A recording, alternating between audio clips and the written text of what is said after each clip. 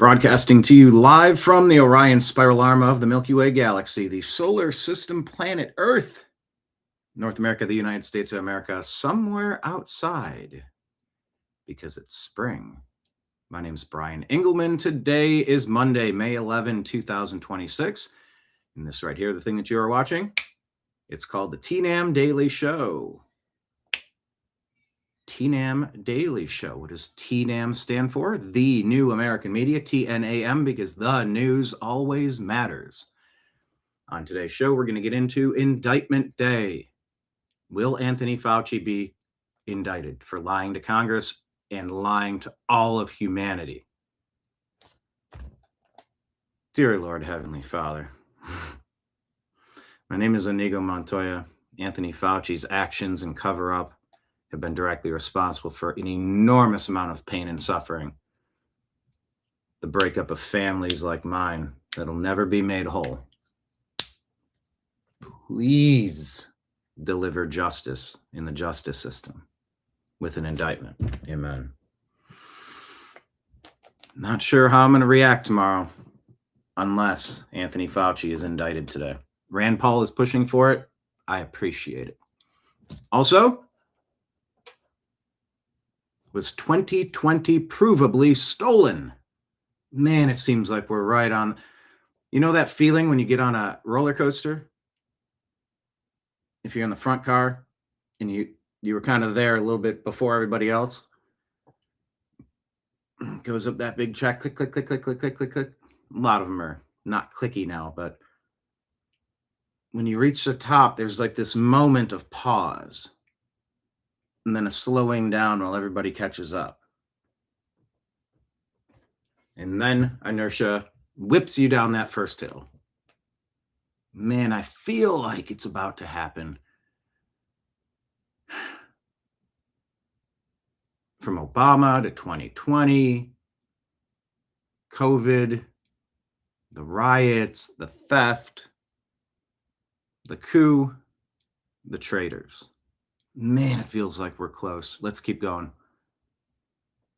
Make this the busiest week of all time. And let's get some peace in Russia, Ukraine, because a 3-day peace was called, and Vladimir Putin said that he feels like peace is on the horizon. Another, dear Lord Almighty, please stop the senseless killing everywhere on this planet. Amen. Let's wrap that thing up. President Trump is trying. But Obama is violating the Logan Act in Europe. Is he? Well, we'll get into that too. So buckle up, buttercups. The TNAM Daily Show. Well, it starts now.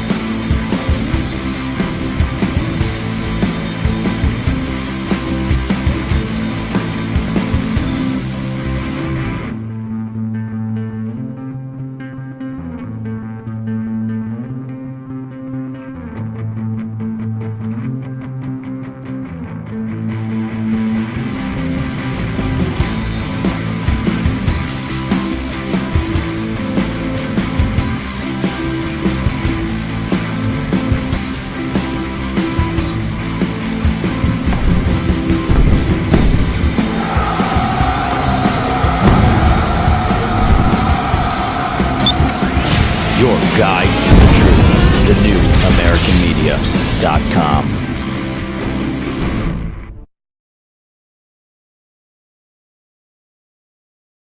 All right, everybody. Thank you so much for being here. By the way, it's not Europe, it's Canada, where Obama's meeting with Carney, possibly violating the Logan Act. Hello, everybody. Thanks for being here.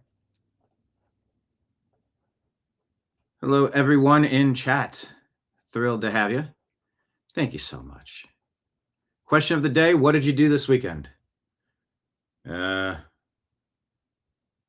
finished up some housework and now, well, homework, and now there's more work to be done.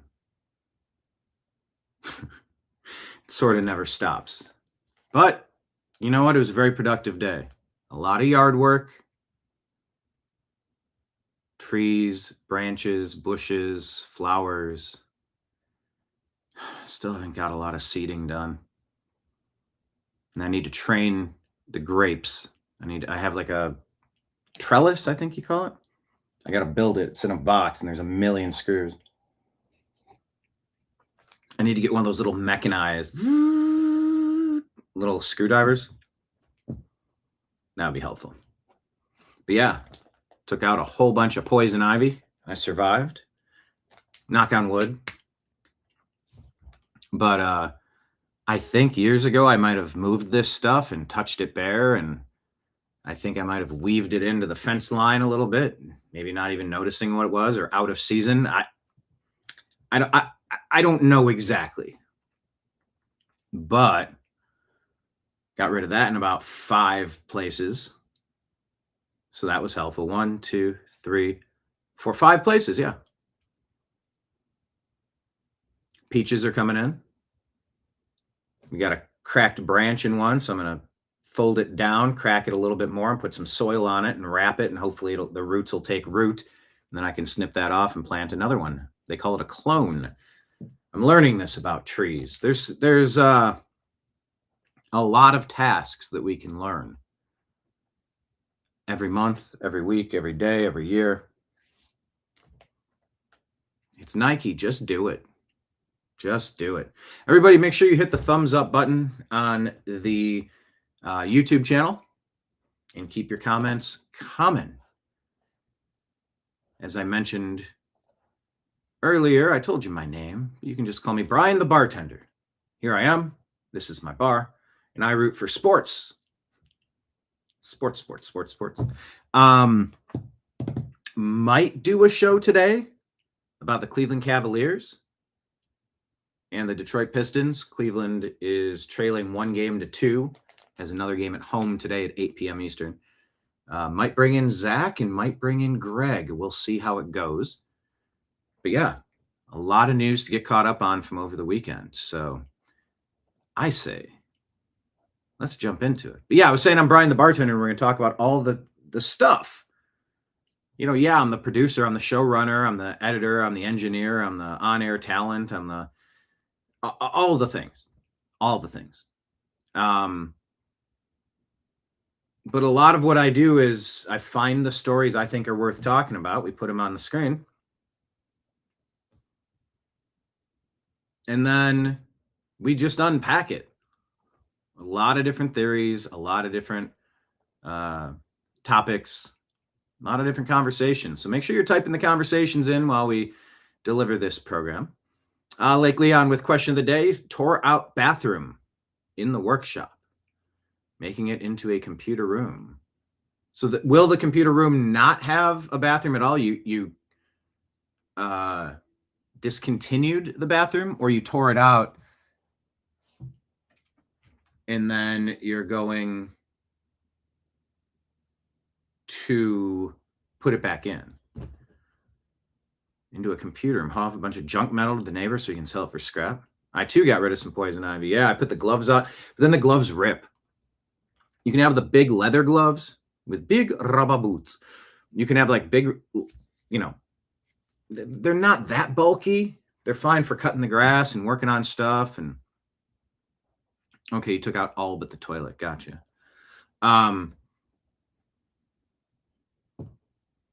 But they're too cumbersome to like get into work. So I put the latex gloves on, and whatever size I have, I need like one size. I need like shorter fingers and wider hands. I don't know. But yeah, it tore in a couple places, and it definitely brushed up against me in several times. And it's got all the flowers and and just kicking it around and dust and clipping vines. And yeah, I feel good. I feel fortunate, knock on wood, that I didn't run afoul of anything. So that's a plus. Yeah, it was overdue.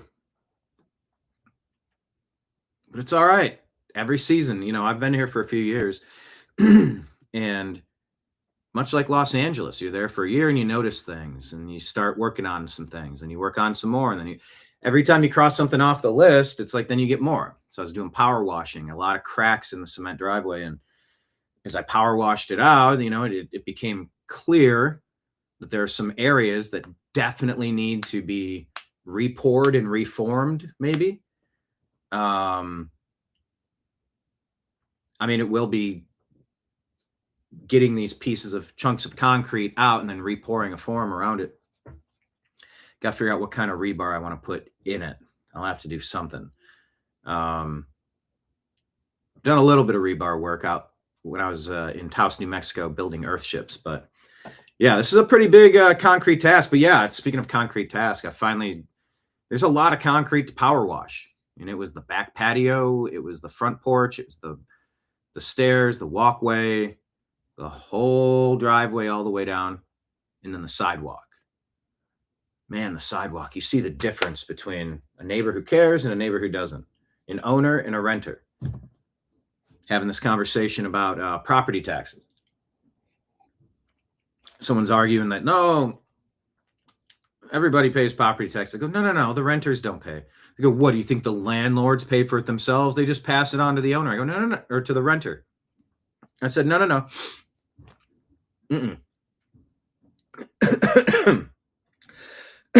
Excuse me. If they had to make monthly payments on that property tax as the renter, or make a big payment every 6 months or 12 months, equivalent to a mortgage or two, a rent payment or two, I bet you people will be a little bit less loose with the voting for taxing other people's stuff. They feel disconnected from it. They don't see it. Adam Carolla, for one, will often talk about society today, how, the relationship with money is different. It's all credit card. You just swipe. You don't even see it. You tap it on your phone. You don't see it.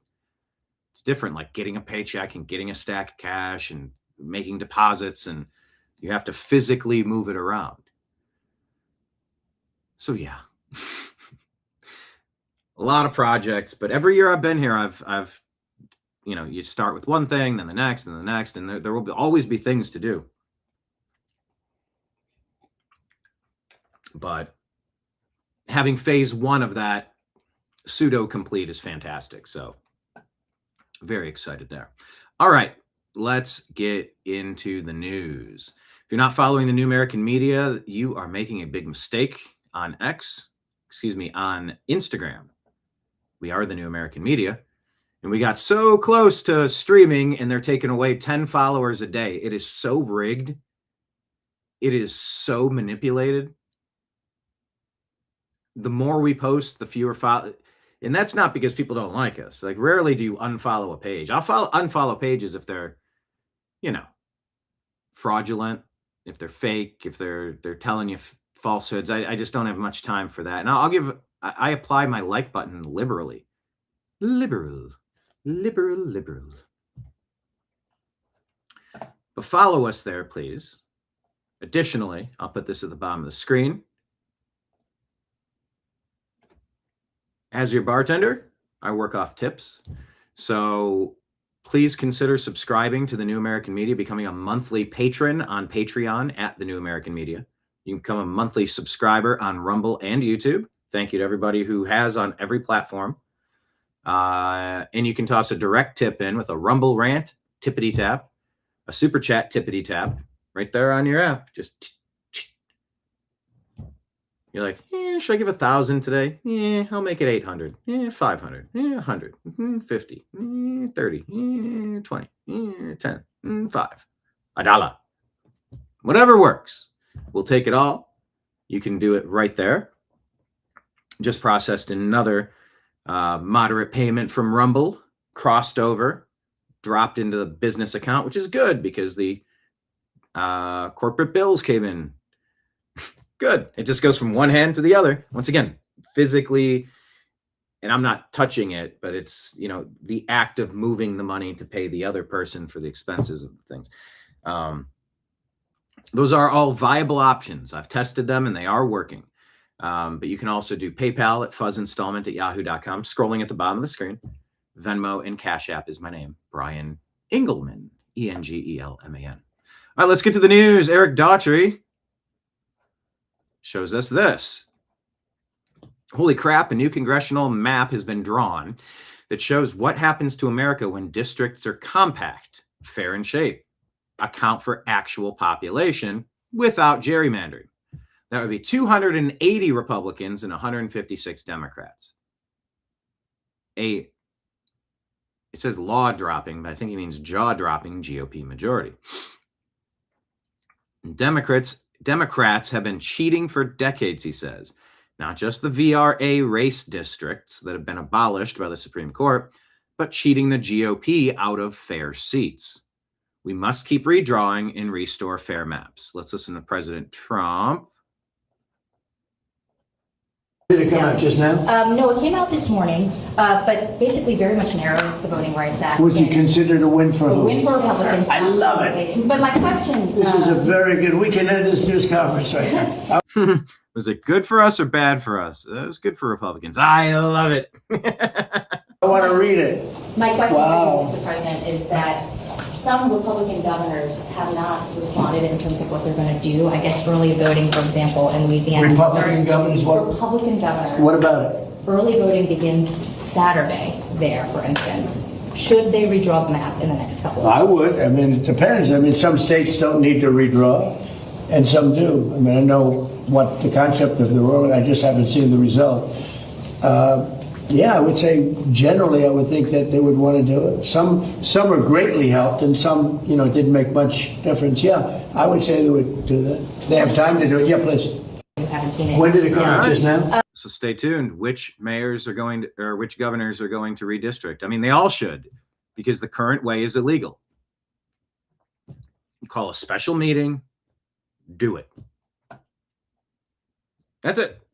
Make it work. And throw out the people like they did in Indiana who said, no, we're not going to redistrict. Colin Rugg shares this. This is a nice moment of the day, a nice moment of Zen. During a commencement speech, this donor announces something that sends people into a state of disbelief. Anil Kochar and his wife did this in front of the 200 graduates in North Carolina State's family. He's the son of Prakash Chand Kochar, immigrant from India who studied textile manufacturing in Raleigh. Through my father, Prakash Chand Kochar, that is my father, who you welcome. I would like to provide a graduation gift. Somebody's upset. To all who had taken out an educational loan during your senior year. So everybody that took a loan out in your senior year, that's all of you who did this. It is our intent to make Wilson collegeable for affordable for all, starting with this graduation class. So what are we giving? It is my privilege to announce today that in honor of my father, my wife Marilyn and I... Way to go on Mother's Day. It might have been Saturday, but you get it's just my father on Mother's Day. But it was Mother's Day weekend. I don't know when this actually happened, the exact date, but I digress. Are providing a graduation gift to cover all the final year educational loans incurred by the Wilson College graduates during the 25-26 academic year. By the way, why is college expensive? Show me an education you can't get in an online course. The bloat, the overhead, the budgets, the incessant raises, the tenure. Why can't we have an American college, an American university, the USA University? And you can teach everybody all the things. It shouldn't be 20 grand, 50 grand, 100 grand a year to take a few classes, 20 classes, 30 classes. I don't know what the workload is these days.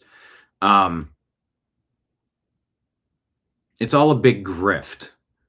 And it's the Democrats, it's the teachers' unions, the Democrat politicians, the media, all working together to convince everyone to go to college. And by the way, it doesn't matter if we teach you anything valuable. You owe us anyway. And if you go bankrupt, we're still going to come get it. So it's the whole concept of college is very antiquated and ridiculously expensive. But yeah, this dude didn't pay off all 4 years. He said, your senior year dues, the stuff that you paid your senior year, it's their intent to pay for all of it for 200 people. I don't know what school you're going to, but that's a healthy check. And this is how you give back. This is cool. I don't know how he made his money. I don't know him. I don't know the situation, but this is rad, and the students are excited.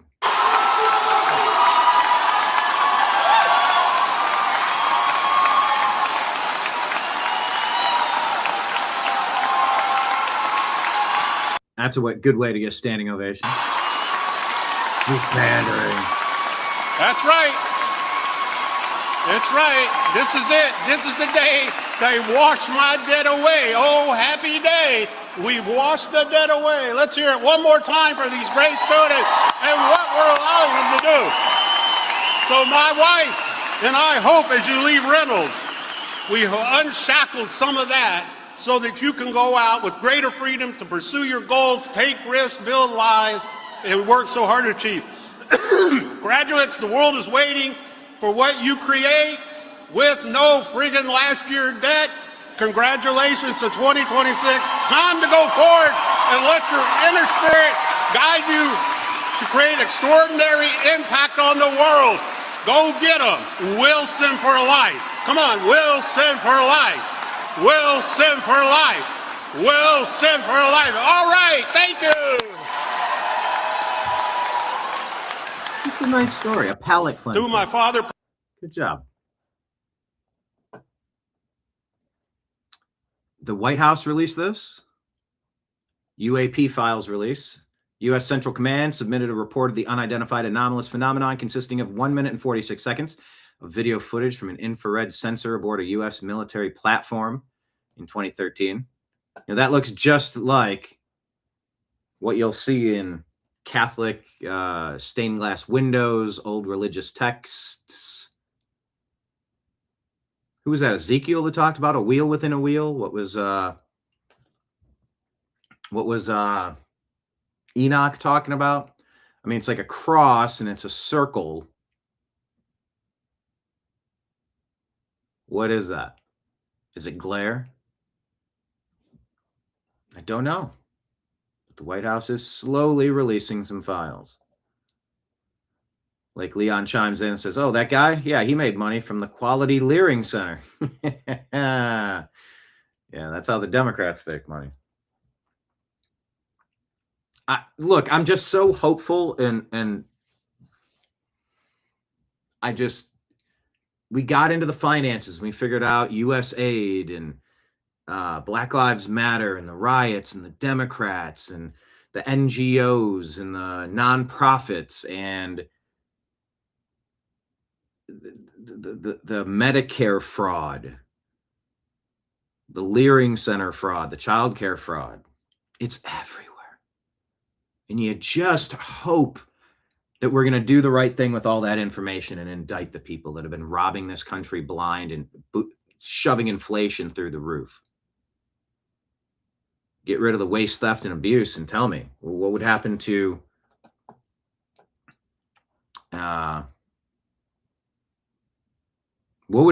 inflation if we got rid of trillions of dollars of fraudulent spending? I think that would be good.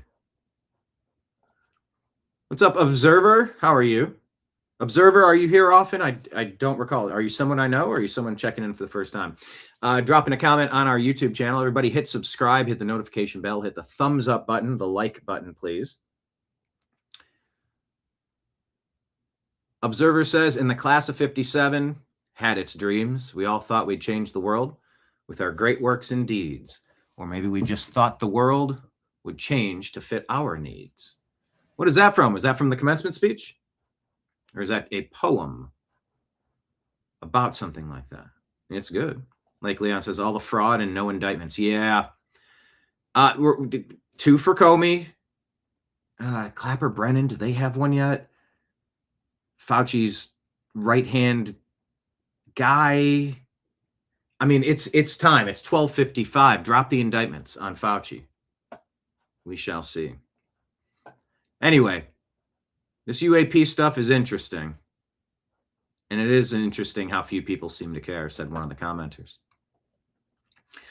All right. In the running for worst story of the day, Real Brooklyn Patriot says this guy, Ramel Burke, a repeat offender with multiple arrests earlier this year, fatally shoves a 76-year-old retired teacher, Russ Falzone, down a Manhattan subway staircase in an unprovoked attack. I believe this is true. I've seen this reported I've seen this reported in multiple places. I think Real Brooklyn Patriot, I'm following, but I'm not super familiar. Hours before the incident, NYPD officers had taken Burke to a hospital for psychiatric evaluation after he exhibited irrational behavior at Penn Station. He was released after just 1 hour. Burke had been arrested 3 times in February for assaulting a police officer for burglary and resisting arrest, and again in April for assaulting a stranger, after which he was granted supervised release. You don't let crazy, violent people out of cages. This is the video. I mean, I encourage everyone to be ultra aware of your surroundings for this reason.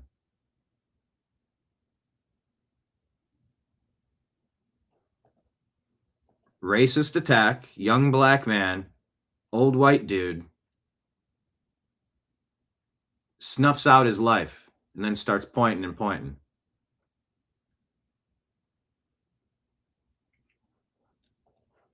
Prayers for this guy and his family, the deceased. Be aware of your surroundings. There are demons walking around us.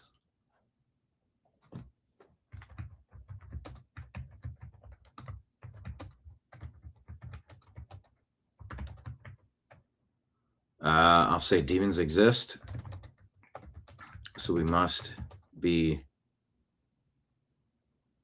alert to our surroundings.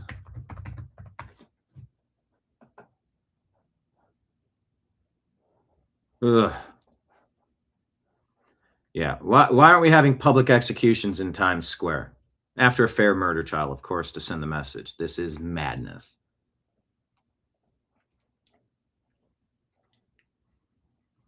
JD Vance had on inflation, and people are upset about that, trying to figure out how to pay their monthly bills, and he's got a thought. Anything that was particularly difficult. We did something that was simple and common sense.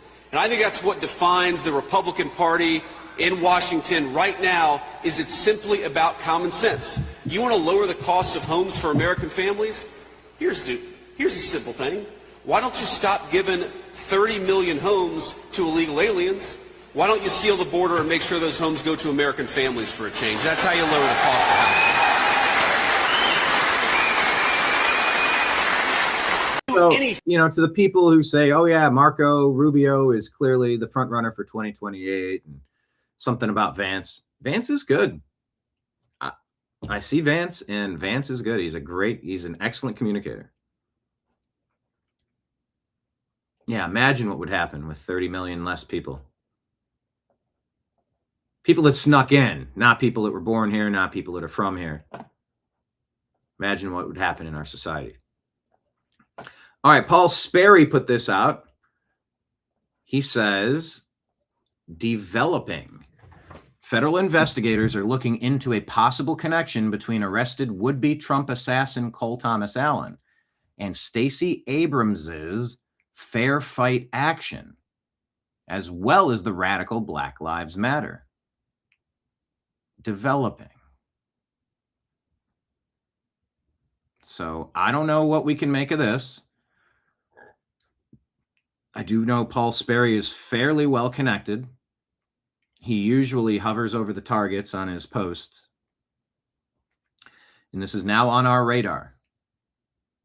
He didn't report that they might be. He says they are investigating a connection, a possible connection between that guy and Fair Fight Action, Stacey Abrams, and Black Lives Matter. So stay tuned. If something happens, you heard it here first. Here's another terrible New York City story that pushed down the stairwell to his demise. Was New York. Here's another one. There's new information tonight about a deadly stabbing near Times Square. Police sources telling News 4 a social media trend may have led to the violence. News 4's Axel Tercio says that development and what the victim's family is saying. And I'm going to get justice. It's going to happen. 39-year-old Leonidas Baez died after he was stabbed outside this restaurant on 43rd Street and Broadway Monday night, according to police. One of the suspects, only a teenager. It's really sad. Someone threw their whole entire life away. 17 years old. Threw their whole life away. Sources tell News 4 the 17-year-old who was arrested told police the attack was inspired by a social media trend that promotes attacks on homeless people. My brother was sleeping almost 2 hours in a spot that he was at. The kids came around. There's new information tonight about a deadly stabbing near Times Square. Police sources telling News 4 a social media trend may have led to the violence. Yeah. Not every homeless person is a crazy violent junkie. Some are a little out of their minds and very peaceful. Most are either on drugs or have some sort of physical or mental disability, and they need help. They need to be helped off the street and say, you can't park there, mate. You can't sleep there, mate. Get them into some treatment facilities. And some people are just incapable of taking care of themselves, and we should have some level of compassion for that segment of society. And if you stop wasting money to send hundreds of millions, if not more, probably way more, to Somalia and other places, we could actually help the people sleeping on our streets, our American citizens, with plenty of extra money to spare. Brigham Bueller, not familiar with him. Did follow him at some point. Is that him with Rogan, maybe? He posts, we have an $80 billion antidepressant industry that barely outperforms a sugar pill. Meanwhile, psilocybin and MDMA are showing rapid, long-lasting results for PTSD by actually rewiring the brain's fear response. With a psychology degree and having taken a cognitive neuroscience class and studying antidepressants and SSRIs and all sorts of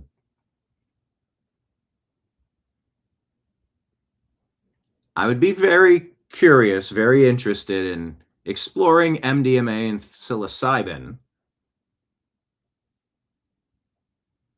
as a potentially viable alternative.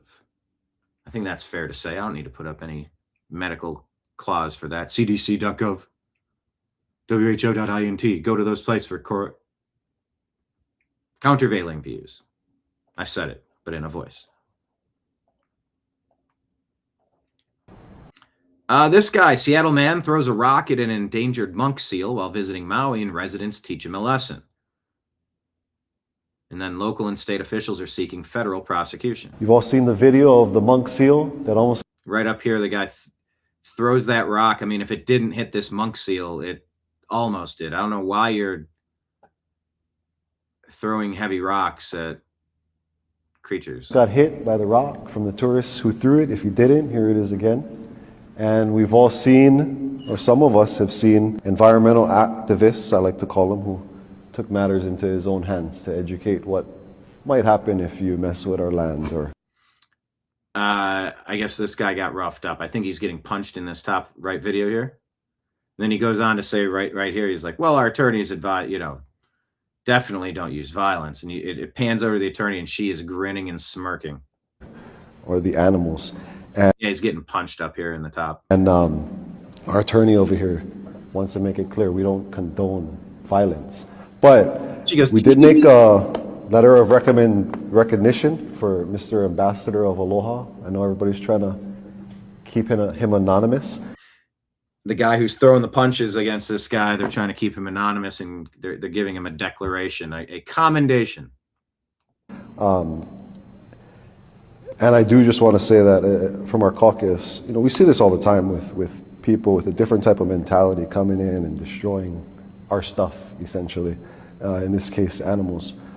But we'd like at least the airline to play this type of video on all flights incoming, so people don't do this kind of stuff. I don't want to leave it on a negative note, but I did want to get that out. Mahalo. Mahalo. What are you doing? Yeah, what is he doing? These people were at a friend's family property on Front Street and they noticed these tourists standing way too close.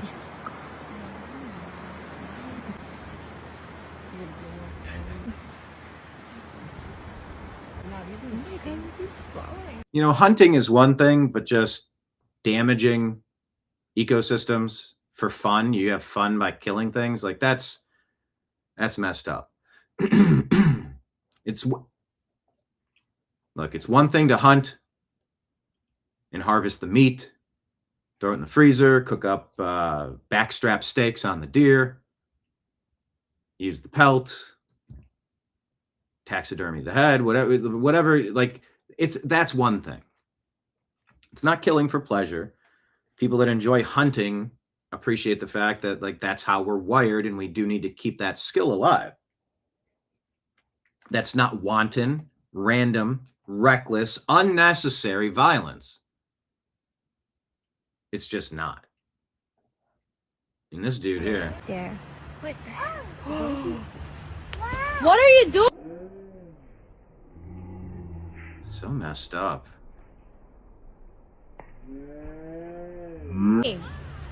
Why would you throw a rock at it? Hello? He just threw a rock at a sea lion. We have that on video.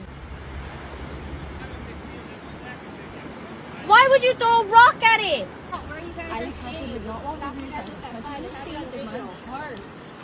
We told him the seal could be heard and the fine could be $50,000. He responded with, "I don't care, I'm rich. I love Maui and I visit here every few months." I don't know if he said that, but they said he said that.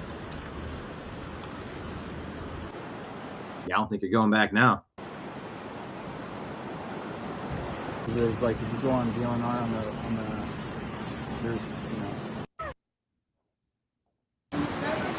This is Officials confirmed he'll be federally prosecuted and that this is some of the most incriminating footage they've ever received.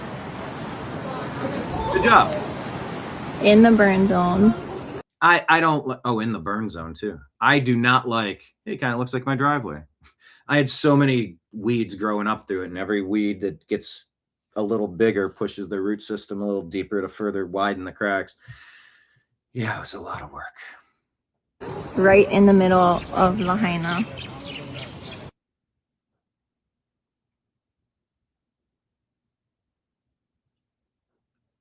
All right, so they issued a statement. By now, we've all heard about the disturbing incident involving our beloved friend, Lani, the Hawaiian monk seal in Lahaina. It's a good idea to name her. Mahalo to everyone who reached out and expressed concern. Like many in our community, environment.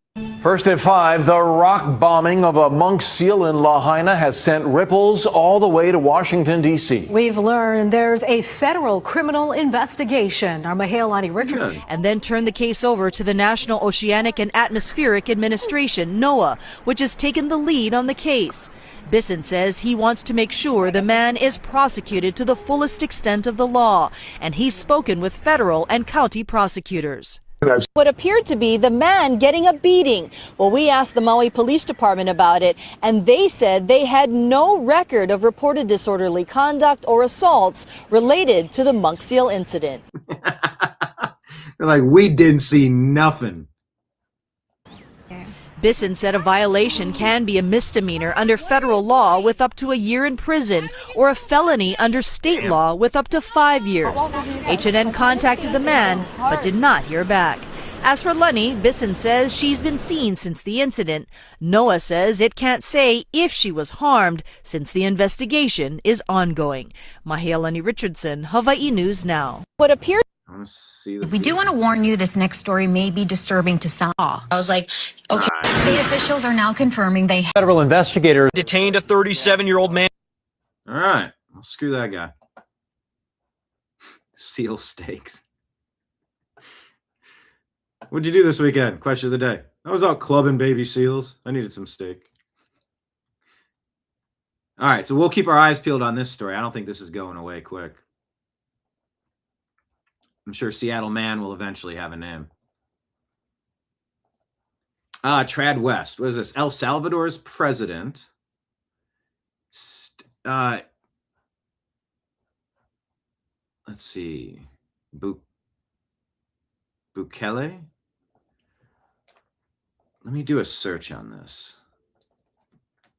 Bukele.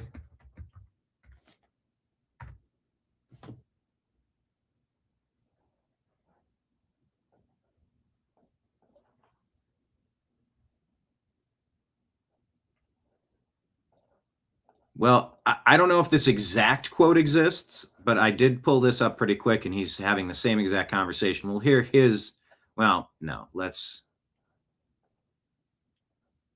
stay on this one.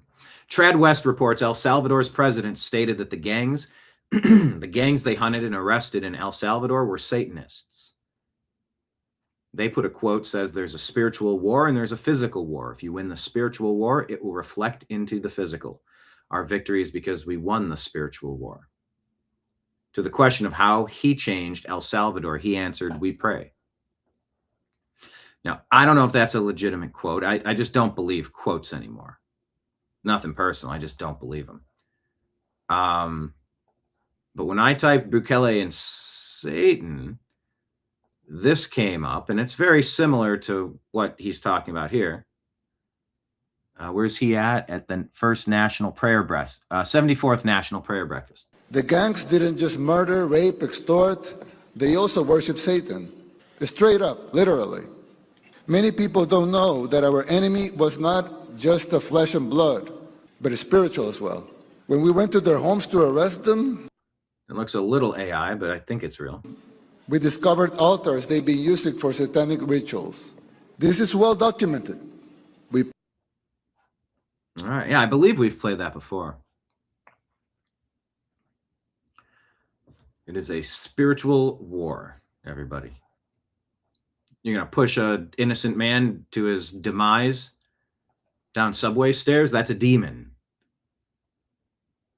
You're just going to chuck a massive rock at the skull of a seal? No reason, just I wanted to kill just now. That's a demon. And like Bukele is saying, they're arresting these people and they're finding satanic ritual sites. They're engaging in the dark arts. Their soul has rotted. That's why you just got to keep an eye on your surroundings. You got to kind of be alert and aware. Always a good idea. Bukele has been cleaning up the mess. I'm appreciative of that. All right. Speaking of aquatic creatures, CIA cocaine dolphins. Oh. Cocaine dolphins probably referred to Dan Marino's team with Mark Clayton and Mark Duper back in the day. I'm just kidding. I don't know if they did cocaine. But CIA cocaine dolphins. Actually, Cocaine Dolphins would be a good band name, I think. All right, here he is. Mike Benz Cyber. For your sake, if you have a girlfriend and she was waiting in the other room while you were here for 6 hours on Saturday night with me, that she is understanding, loving, and that as compensation, you'll have a hell of a story to tell her in the morning at Sunday brunch. Hey, babe, you're not going to believe this shit about the CIA Death Dolphin Aquatic Al-Qaeda program. This shit is going to blow your mind. And babe, I haven't even told you about the dolphin smuggling cocaine for the CIA. Next vacation, Bahamas. Let's take them back to 1714. Haven't me pour myself on the rude. And the world is yours. That's a nice shout out with an awkward. Okay, a little bit too much music. Stop with the music. Hold on with the music. No music, please. What are we doing with the music? No music. Man, he's moving fast. Killer dolphins.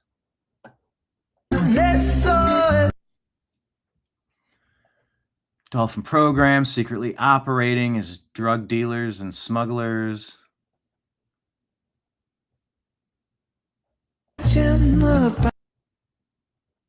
And Pete Hegseth addressed this. He said, well, I don't know. He said something like, I wouldn't say that we have weaponized dolphins, but I will tell you that they don't. He said something like that. I was like, what is happening? The fuck are you kidding me? The dolphins have been weaponized. This is the culmination of every single data point combined that we were talking about. So, cocaine dolphins. Keep it on your radar. Breitbart is reporting Department of Justice seeks to strip naturalized U.S. citizenship from immigrants who were accused of murder, terrorism, and marriage fraud. The New American Media writes, why is this even up for debate? I mean, just defend America. Like Leon bringing that positive pessimism. But what about Fauci, Obama, Clinton? I know. I'm so tired of waiting. I think the Comey indictment that just dropped, they said it took 11 months with the grand jury. 11 months? Oh, come on. You've got to move faster than that. Due diligence is one thing, but taking your sweet ass time is another. Goodness. Goodness.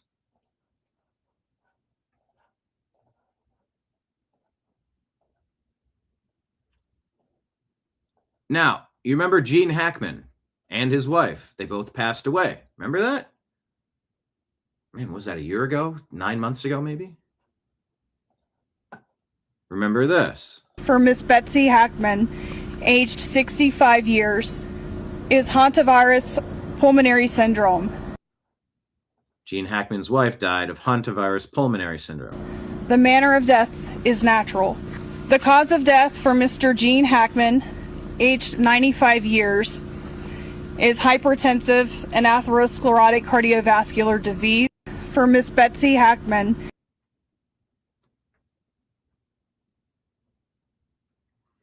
so hantavirus was happening then.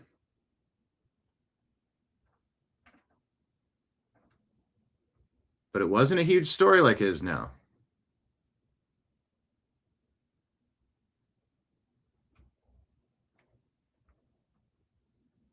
Why is hantavirus all over the news now, but it wasn't when Gene Hackman and his wife passed? Hey, TNAM Animal Rescue. This is another moment of zen. What the hell? Are you alright, buddy? Just out here, 2 Australian paddle boarders. You want help? Oh, buddy.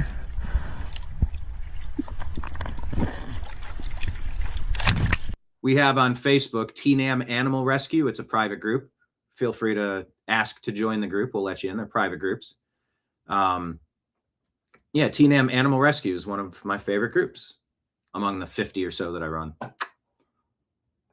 This is a wallaby, an exhausted wallaby that had been swept out to sea. Look at this.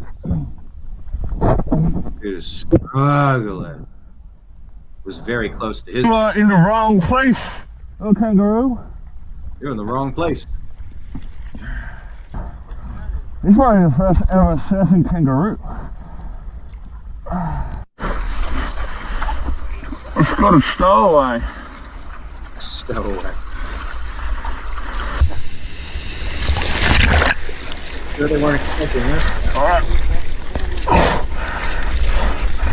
Okay, you're holding on. Get him.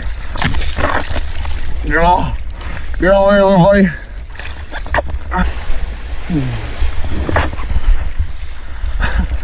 Wallaby or not? What the hell?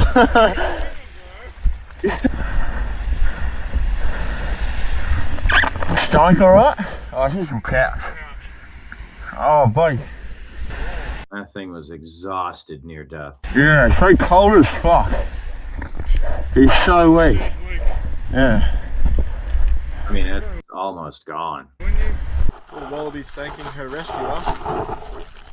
Bit of a recovery. She was just lying down, just eyes open, but Sam's warmed her up, and probably a little bubble. This is a message to all wallabies. Wallabies don't paddle. Bye, Kanga. Don't go paddling again. Live long. Heat up, eat some grass, drink some water, and you'll be good. And you'll be cool. Couple palate cleansers today. Yeah, rescue animals when you can. I was called in to check on a cat that was probably hit by a vehicle, and that animal was lifeless when I picked it up, but I went and put it into a box and took it into the vet. And then they came back and said that he did show sign, like he did something, like he did come back, but then this cat was gone. Severe head trauma. I even asked them to send me a picture, and they sent me a picture, and I was like, oh, poor thing. But yeah, help animals when you can. If you're gonna hunt, you're gonna hunt. Just eat what you kill, you know. Let's not be wasteful. I just don't like waste. I don't like waste. Yeah, help out animals while you can. All right, this is an amazing campaign ad release for Spencer Pratt as his run for mayor of Los Angeles heats up. I just wonder how much music is going to be in here. I don't want to get a ding. It looks like after 30 days, our embargoed ad revenue from a show that was playing AI music has been released. So that's a good thing. Once again, friendly reminder, you want to drop a Rumble rant or a Super Chat tip, you can do so. Venmo, Cash App, PayPal, scrolling at the bottom of the screen. I say that in lieu of advertisements for now. Okay, so we've got a panel of your average Los Angeles voter to test some of your policies and see how we're doing. I think that's a generic guy, but it almost looks and sounds like Don Lemon. Karen Bass and Gavin Newsom looking like clowns. First question, who thinks Mayor Bass did a great job responding to the fires? Didn't she go to Ghana? Okay, great feedback. Next question, who thinks Mayor Bass did a great job with the Palisades rebuild? What rebuild? Exactly, what rebuild? Nothing's happening. Nothing. Okay, but you agree she's addressed the homeless problem, right? There's literally homeless people smoking crack at my kids' playground.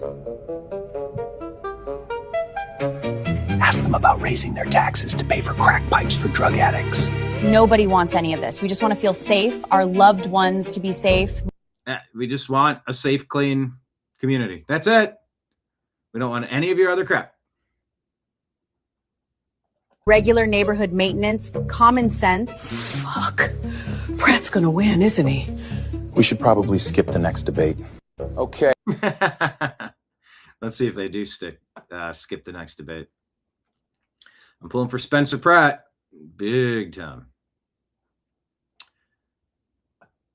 MAGA comeback says Reform UK, the likely next UK government, announces they will build their migrant detention centers only in far left Green Party constituencies. Come up, come. Nimbus. You don't have the jump in you? All right. I'll put the left in you then. Hello, Wallaby. This is my little Wallaby Nimbus here. Hi, guy. Hi, pal. Here, I'll set your paw down here. Or you're going to climb up. Oh, okay. All right. I don't know if this is true. Let's see. Farange. Detention. Green Party. Nimbus, you're making it tough to... Oop.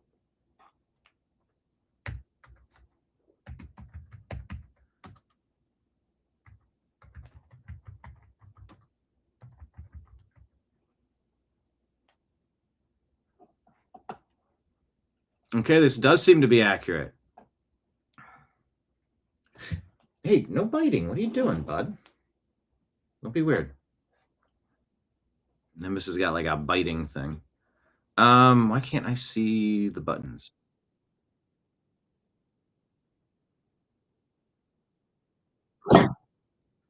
Okay, Nimbus is being a wrecking ball. I knew.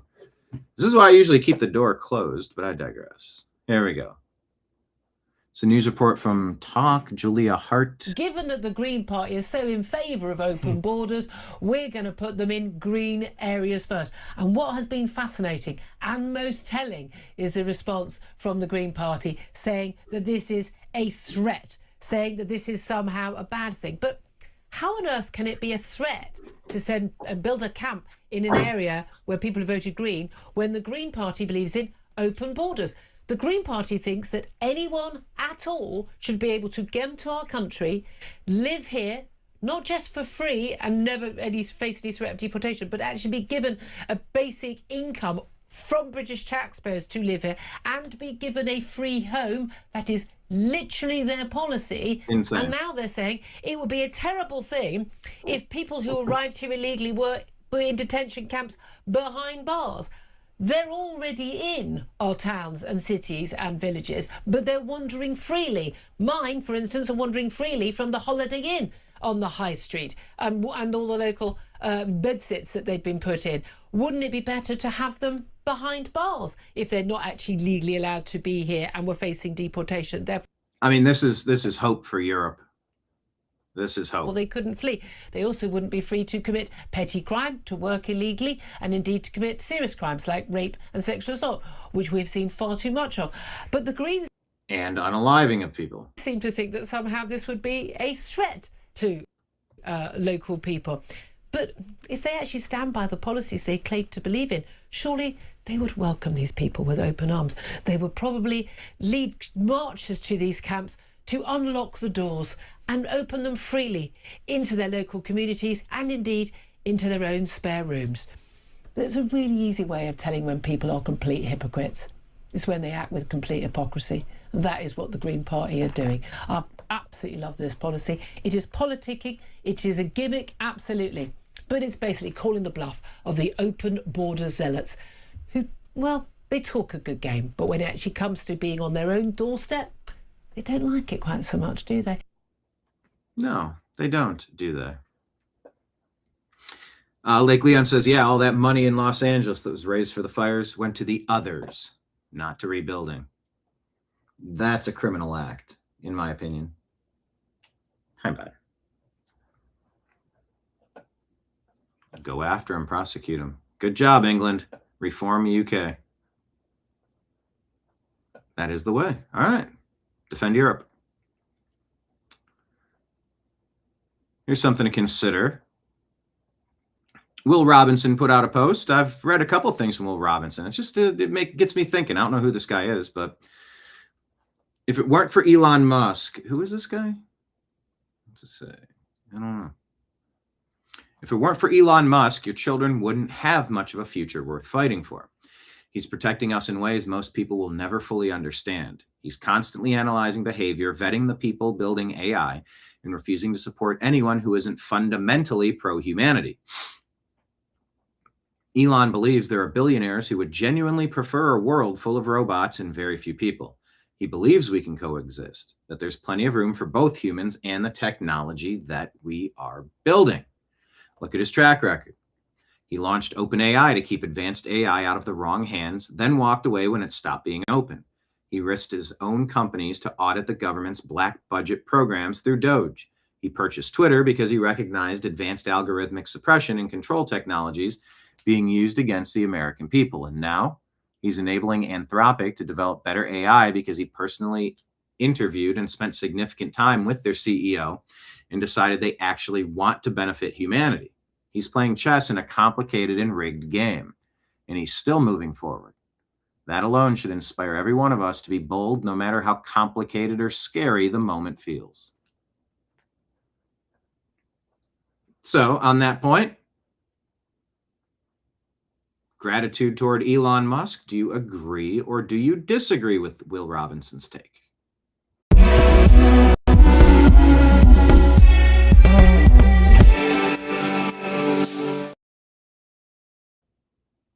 I sort of agree. Maybe I mostly agree. Kind of, sort of. I definitely have my, I have question marks. I have concerns. I don't know for sure, but Speaking of question marks, what is Obama doing? I think he's running very scared. Listen up, folks. This isn't just another story. This is happening right now. Too much music. Architects of the New World Order, Alex Soros, Barack Obama, and Mark Carney. They just met in a private, invite-only gala at this Royal York Hotel hosted by the globalist front group Canada 2020. No press and no public record, just them in a private suite, closed door, secret strategy session. While the rest of us... Coincidence. Well, something. It's not a coincidence. Well, first of all, 16 years ago, he says, I warned Canadians that Mark Carney cannot be trusted. He had a globalist Trojan horse plan, and he'd be used to rob the Canadian people.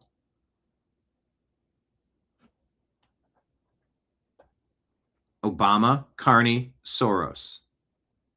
Okay. This is Dan Dix of Press for Truth. Am I following? Who's the five others?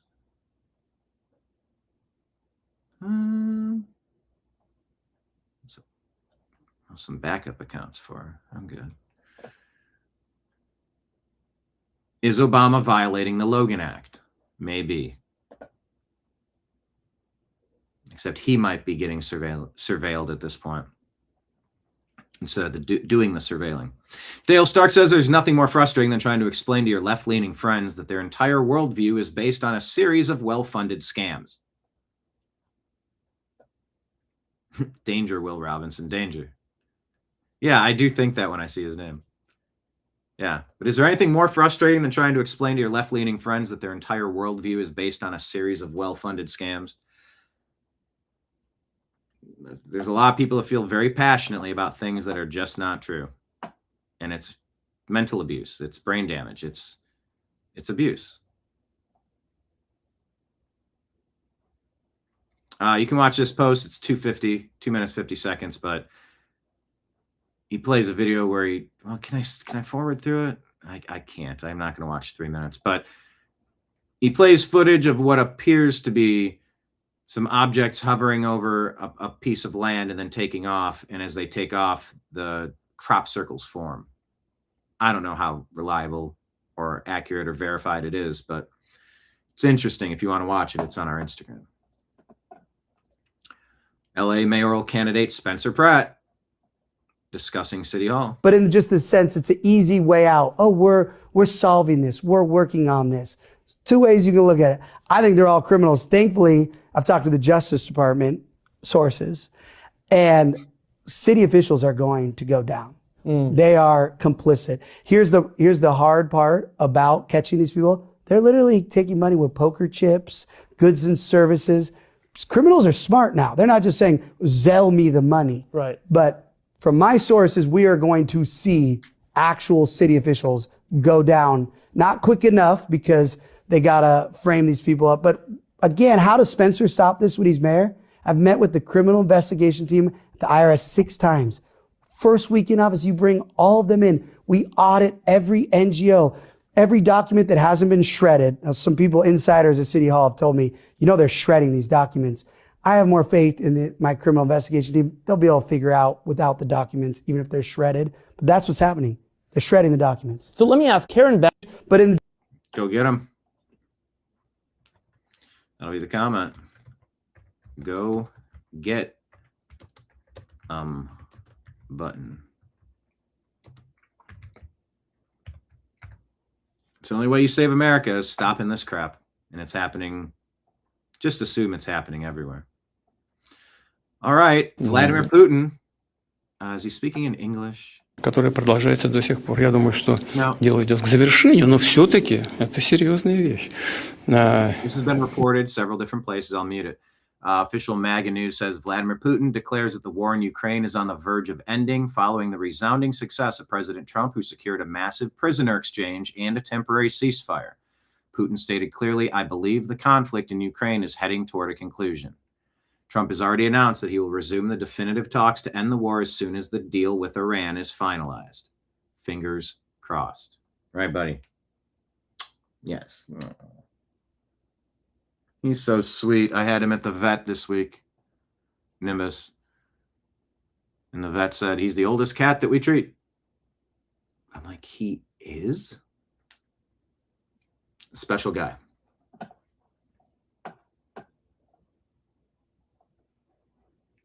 Oh my gosh. Yes. Do you see what he just did? I gotta look in the replay. Watch his left paw, my left shoulder. I'm watching it in the replay. He just put his hand on my shoulder. Ah! That's the cutest, dude. Okay, I just saw it on the replay. Then I saw it on the other replay. I'm like 10 seconds late. I love my cat and cats, but I am allergic. Like Leon said about the bummer plan. Yep, that's game plan 16 because the other 15 have failed. Hey, maybe 17 will be the game plan that finally works, if you know what I mean. And if you don't, do a Google search. Do a Grok search. Let's listen to this guy, Mark Kelly. Listen to what he says. We've been tracking it. A number of times we've been briefed by the Pentagon on specific munitions. Actually, it's been pretty detailed on Tomahawks, ATACMS, SM-3s, THAAD rounds, Patriot rounds, so those interceptor rounds to defend ourselves. And the numbers are, I think it's fair to say it's shocking, how deep we have gone into these magazines, because this president got our country into this without a strategic goal, without a plan, without a timeline. How in the world does he know this? How could you make such a reckless accusation? You don't know any of that to be true, Mark Kelly.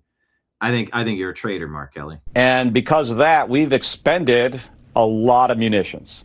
And that means the American people are less safe, whether it's a conflict in the Western Pacific with China or somewhere else in the world.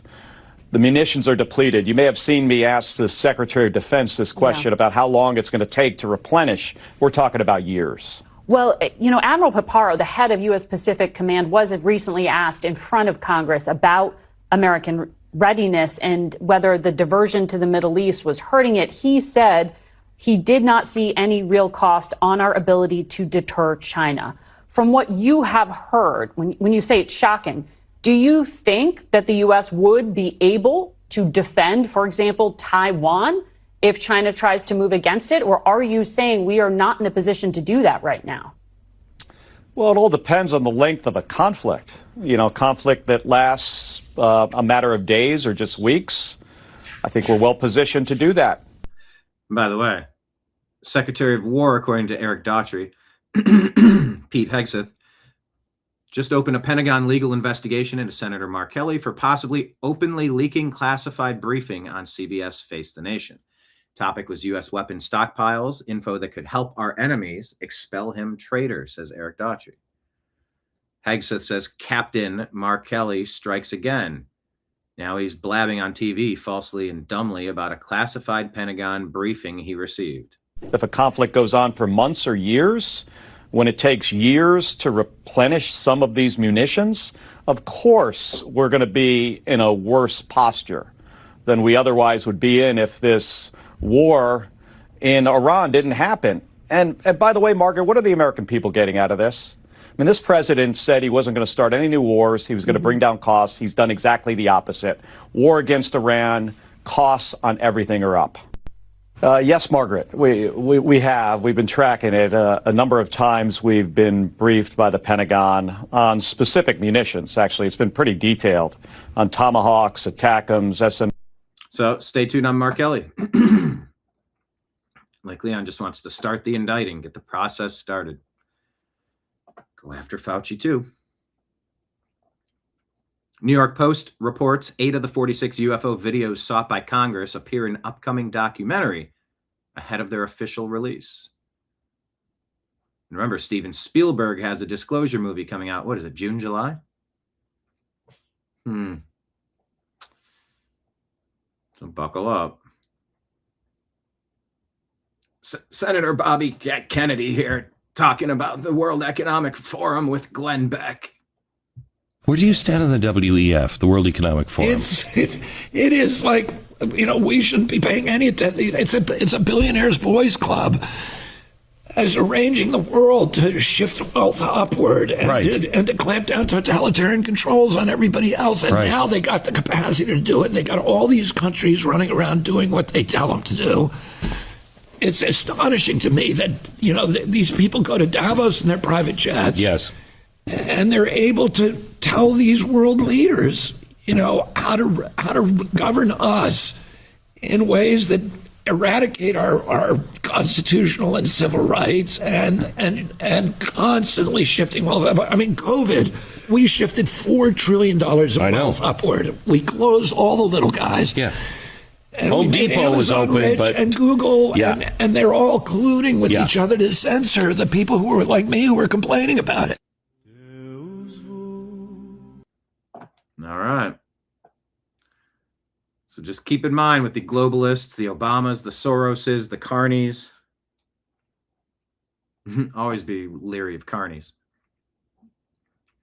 Gateway Pundit reports Grammy-winning Fugees rapper Pras Mitchell, Michel,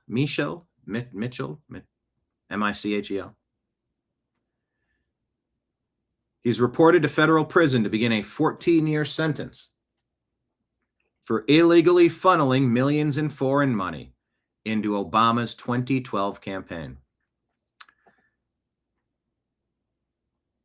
Hey, TikTok.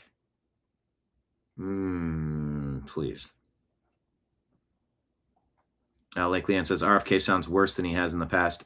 I've played that video before. It's just a reminder, and it's a good time to bring it back up again. When you see Soros and Carney, two of the most well-known globalists, along with Obama, one of the most well-known Marxist, globalist, Leninists, whatever you want to call it. That's another indictment.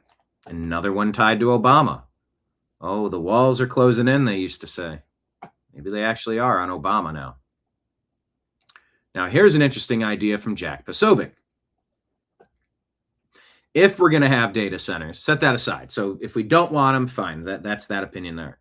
But if we're going to have data centers, Jack Posobiec writes, big tech should put data centers into old malls. Keep the malls alive by becoming the new anchors and pay to put coffee shops, lending libraries, and other community events in the middle of them. And it doesn't require new land to be developed. It's a win-win. I think it's a great idea. If we're going to do it. But they need to have ways to catch and reuse their water.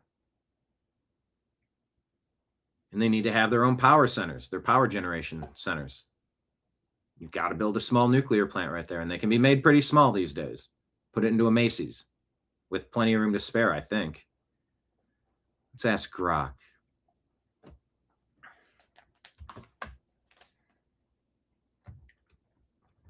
Comparable size of current generation nuclear power facility.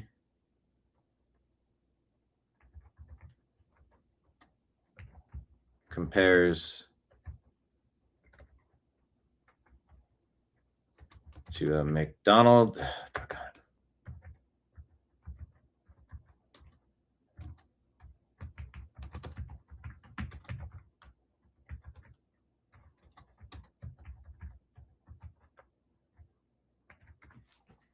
Asking for the size, the comparable size of the current generation nuclear power facilities. Is it like the size of McDonald's, size of a mall, size of a college campus? 1.3 square miles. Oh. 850 acres. I thought Gen 3 Plus designs could be much smaller. Sometimes under 100 or 200 acres for the main industrial footprint. Okay.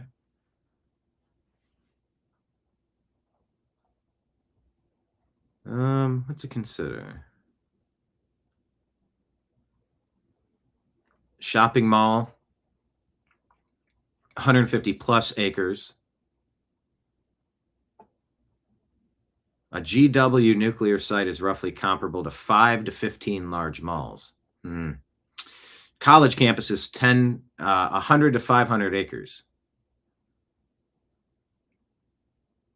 It's the most land-efficient major energy source. Okay. Small modular reactors and microreactors are even tinier. Some designs could fit onto a football field or a few acres. All right, so maybe that's small modular reactors, SMRs. Might be what I'm thinking about. But that's a pretty good idea regardless.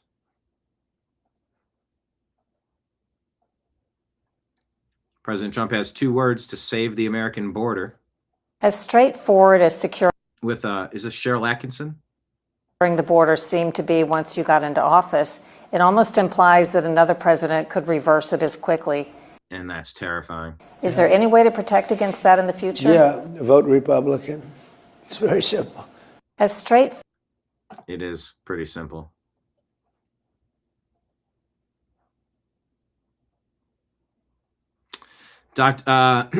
It's Bobby Opp. Don't know this person. He writes that Dr. Pierre Corey exposes a massive media anomaly. He reveals over 100,000 articles were published globally about hantavirus in days, confirming this massive coordination is entirely unnatural. Why is a minor outbreak suddenly consuming the global media cycle? Well, not sure if that number is accurate, but regardless of the number, we've seen it for a couple weeks now. 2 weeks now? A week? 2 weeks? What type of coordination? Is it legitimate? Is it fear-based? Is it to usher something else in as a false flag? That doesn't mean a false flag like nobody got sick from hantavirus. It's that you're going to use it as a hammer to ram something else through. So all eyes on the hantavirus.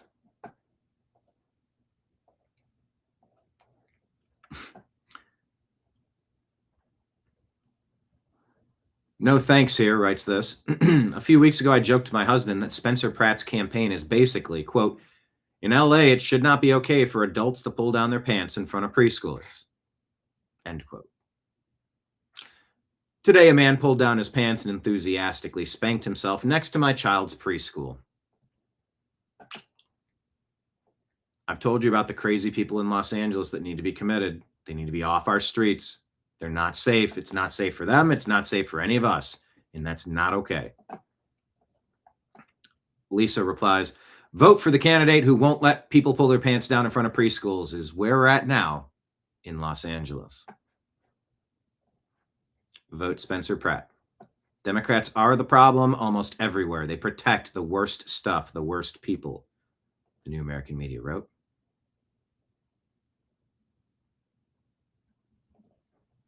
The Cartier communist, Hassan Piker. Nick Freitas has thoughts. Well, Hassan Piker's entered the chat, and he's super mad. He's very upset that Virginia Supreme Court overturned the Democrat gerrymander in Virginia because it was unconstitutional, just like we said it was. But that's neither here nor there. He has said that when peaceful rebellion becomes impossible, then violent rebellion becomes inevitable, which is funny because that's a John F. Kennedy quote who was not exactly a friend to communists. But that's neither here nor there. Hassan, you really need to think this one through. I'm not saying that communists aren't capable of violence. I'm just saying that you typically reserve it for things like women or people peacefully having a conversation with college students. See, the moment you take your little particular brand of violence into the rural areas of this country, you're going to run into some, well, resistance. Yeah, so I would just remind you that while the army that you have is generally made up of baristas and people that lose their minds when they're misgendered, the army you're about to come into contact with is the one that has all the guns. So you might want to think this through. What am I saying? If communists thought things through, they wouldn't be communist. Am I right? Good luck there, buddy. Well, am I right? That was a good joke. Trying to type over Nimbus is hard.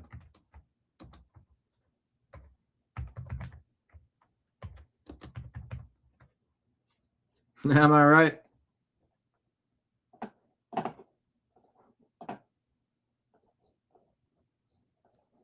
Joey Manarino writes,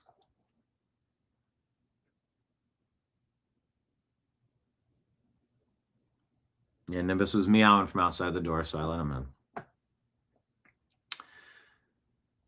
Joey Manarino says, to the I don't like gerrymandering crowd, we don't care that you don't like it. I don't like it either. Our party didn't start it. Democrats did.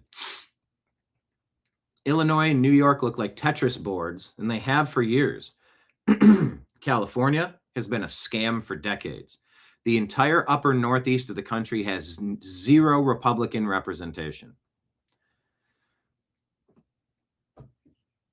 Democrats always use that scam Voting Rights Act to make red states have so many blue seats. Now that the Voting Rights Act is back to the original intent, every red state has a duty and an obligation to gerrymander every single seat to completely eliminate Democrat representation. This is not a game that we want to play. It's a game that we must play in response to the Democrat leadership going for the exact same thing. We cannot get caught flat-footed while they rape us in the gerrymandering game. They started it. Let's finish it. Right?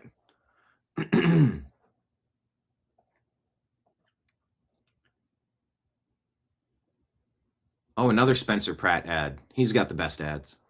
Have an amazing day, okay? Thanks, sweetheart. You too. And don't stress, you're going to crush that meeting. Oh, that's so nice. I love you so much. I love you too. You guys are going to have so much fun at school. Love you both. It's going to be the best. Except I live in Los Angeles.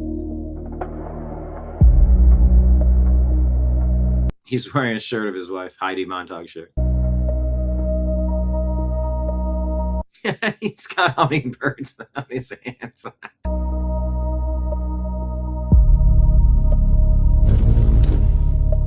I sort of can't even tell if this is AI. Wildlife.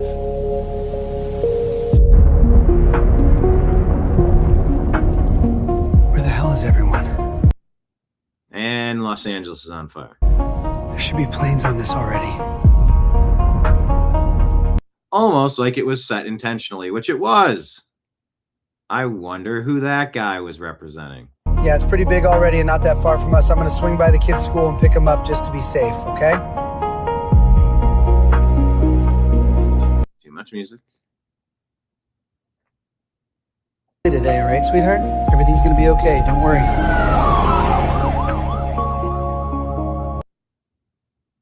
How much do we need to pack? Grab anything you want to keep. How do you choose? We can't take everything. And that's what you have to have a game plan for. A few days. There's no way they let this destroy the whole Palisades. Except it did. And they need to be punished. The Democrats not clearing the underbrush, not keeping the reservoirs full, reducing the number of firefighters. LA did everything wrong, and they all need to be punished. Like Leon says, we should also punish John Thune and pass the Save America Act. Yes. Yesterday. I concur.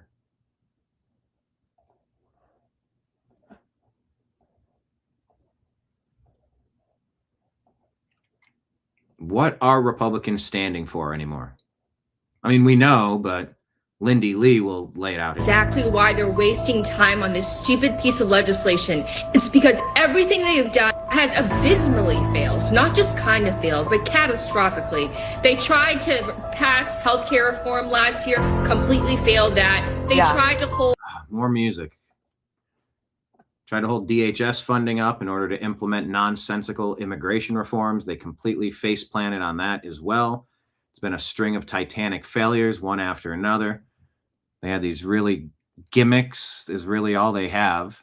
Gimmicks of hating Trump and stoking fear. And frankly, we saw 2 weeks ago what happens when an extremely incendiary rhetoric They should do something useful for the country for a change. That's not what Democrats do. They don't do anything useful for the country. In fact, we'd be so much better off if they did nothing. But they do things, and the things they do are massively, wildly destructive. So vote all Democrats out, please. All right, I'm going to pivot to our X account here at the New American Media. Make sure you're following us. We're at American_media_. Nimbus, you have a fan club. Oh, you're reaching your paw out. Reaching your paw. Hi, guy. Let's see if we can show this.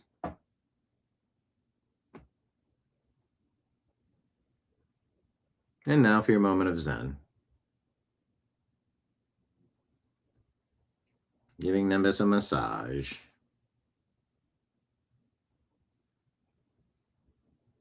He's purring and holding my hand. Oh, buddy. He's had a tough go with things. He's hanging in there.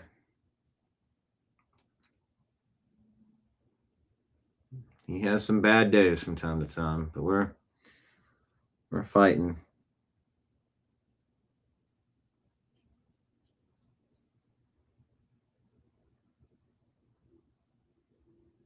My hands are too full to conduct the show. Okay, bud. All right. Okay. Hello, Kenneth. Welcome. Marion, howdy. Make sure you're following us at American_media_ here on X. And the reminder at the bottom of the screen, if you want to support the New American Media, we're on Patreon, Rumble, YouTube for monthly subscriptions, as well as Rumble Rant, Super Chat, PayPal, Cash App, and Venmo tips. I'm your bartender. I'm working off tips. All right, let's scroll down. Oh, yeah, right here at the top of X is our link. That's to our Patreon page. We want to make it simple. It's pinned to the top of our X account. All right. This is Hussein Obama. Barrack. Eric Daughtry says Barack Hussein Obama just stormed up to Canada to conduct shadow diplomacy despite President Trump wanting nothing to do with him. Clear Logan Act violation. Investigate him now. Hussein is acting like he's still president.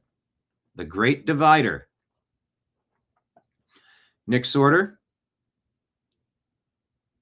says Obama needs to sit down and figure out his freaking place before his ass ends up in prison for violating the Logan Act. Well, do it. Get him today. Trump is our president. You've been sidelined, Hussein, he writes. Hey, look, there's our live feed. If you see this, Liz Churchill shared this. Dr. Fauci's daughter, Allison, worked for old Twitter and silenced anyone who spoke up for the COVID scam. She should be charged too. There's text that says, I censored every doctor who published facts on Twitter because they didn't agree with my father, Dr. Fauci. We asked Grok, is this true? Grok says Allison Fauci, also called Allie Allison, was a software engineer at pre-Musk Twitter starting around 2014, working on Android ad features.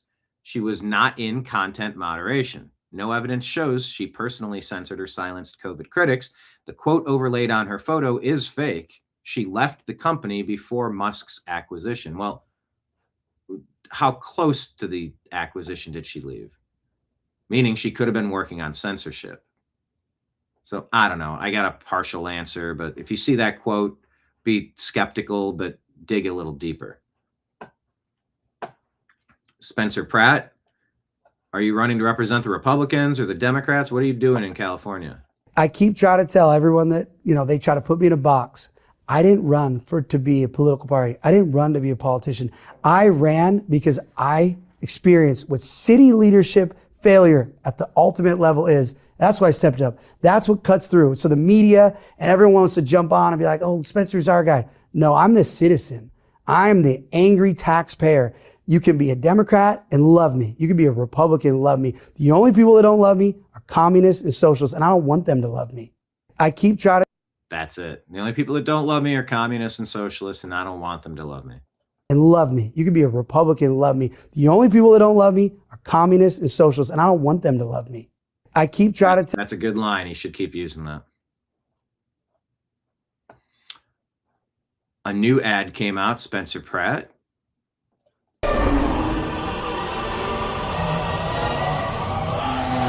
Like a Disney of a burning down Los Angeles. You did burning the city to the ground in your first term. Make sure you finish the job in your second. The only thing that can stop us is someone telling the truth.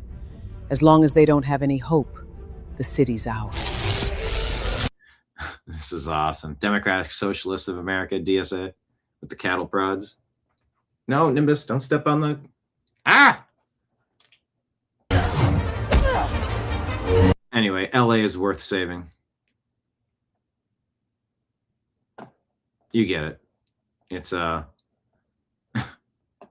it's pretty wild. This is well done. There's just too much music for me to play it. One man's brave enough to think things can change. Everyone will realize things can change. You need to stop him.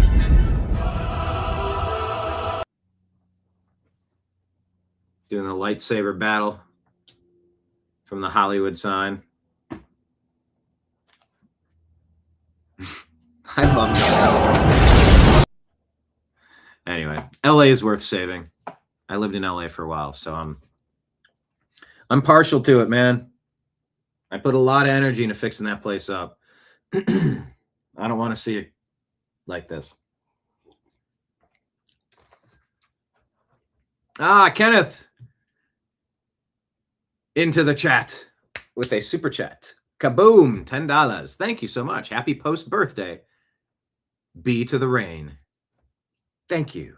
Thank you so much. Yes, it was my birthday yesterday. Yep. Another year older, another year wiser. Or something like that. What'd you do on your birthday? Well, I finished the power washing and working around the yard and cutting the grass and getting things done and, stuff that needs to be done. And it's like, no, you're supposed to take the Sabbath and rest on Sunday. And I'm like, well, this is exercise for me. I'm back in the mindset where I need to be. Something in me cracked around Thanksgiving. I'm not the only one, but something about the big meals and one big meal leads to two big meals and snacks and this and that. And it's just been a different spot, but yeah, my head's definitely in fitness mode now. To everything, there's a season, I suppose. But yeah, for me, I enjoy being outside. I enjoy working in the yard. I don't think it as I don't think of it as a chore per se. It is something that needs to get done. And it's so satisfying to cut the grass. It's so satisfying to edge the lines. It's so satisfying to trim the trees and maintain your land. Whatever piece of land you get, man, it's worth taking care of, I think. But thank you so much, Kenneth. Appreciate you.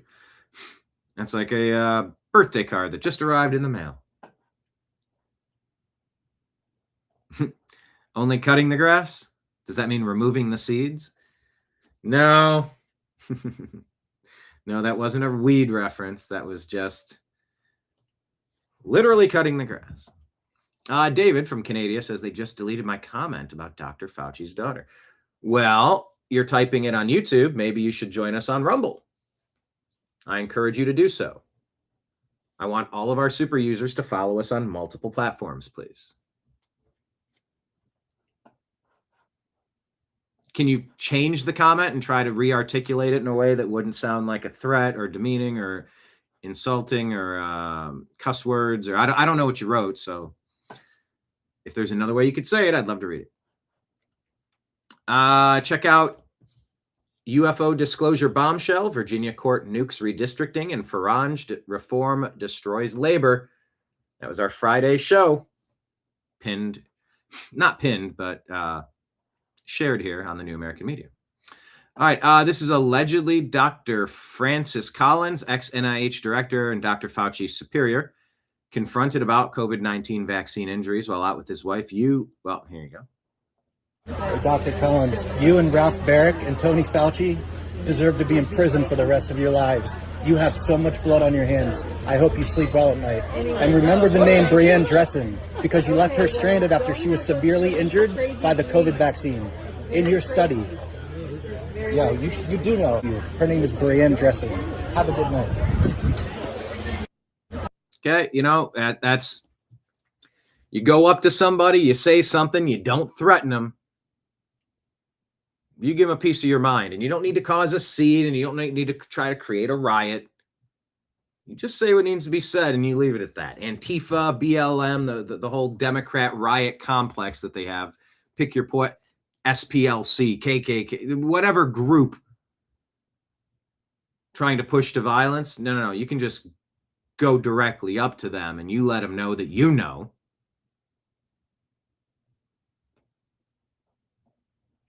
If you're going to see somebody in public and if you're going to say something, do not threaten, do not use violence. But you give them a piece of your mind and don't extend it too much. Just wrap it up, move along.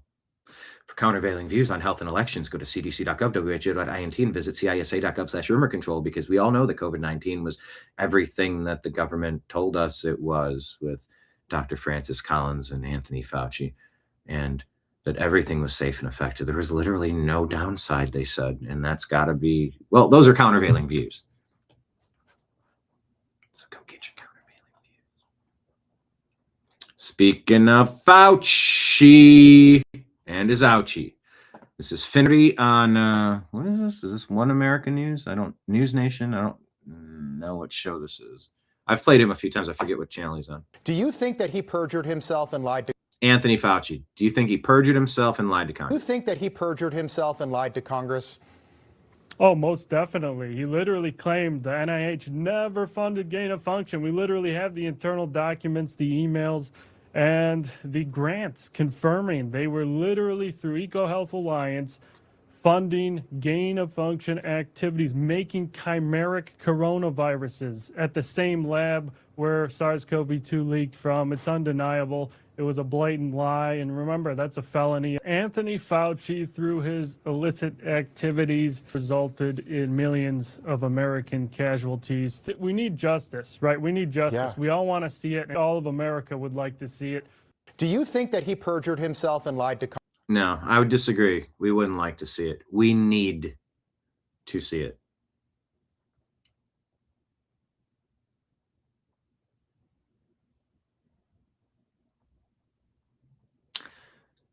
There's really no way around it. We need to see it. Millions of innocent people expired. Among the many crimes, this is by far the easiest target. However, there's no statute of limitation for treason and crimes against humanity. Okay. Well, just do it. Stop. Just do it. I don't want to. Just do it.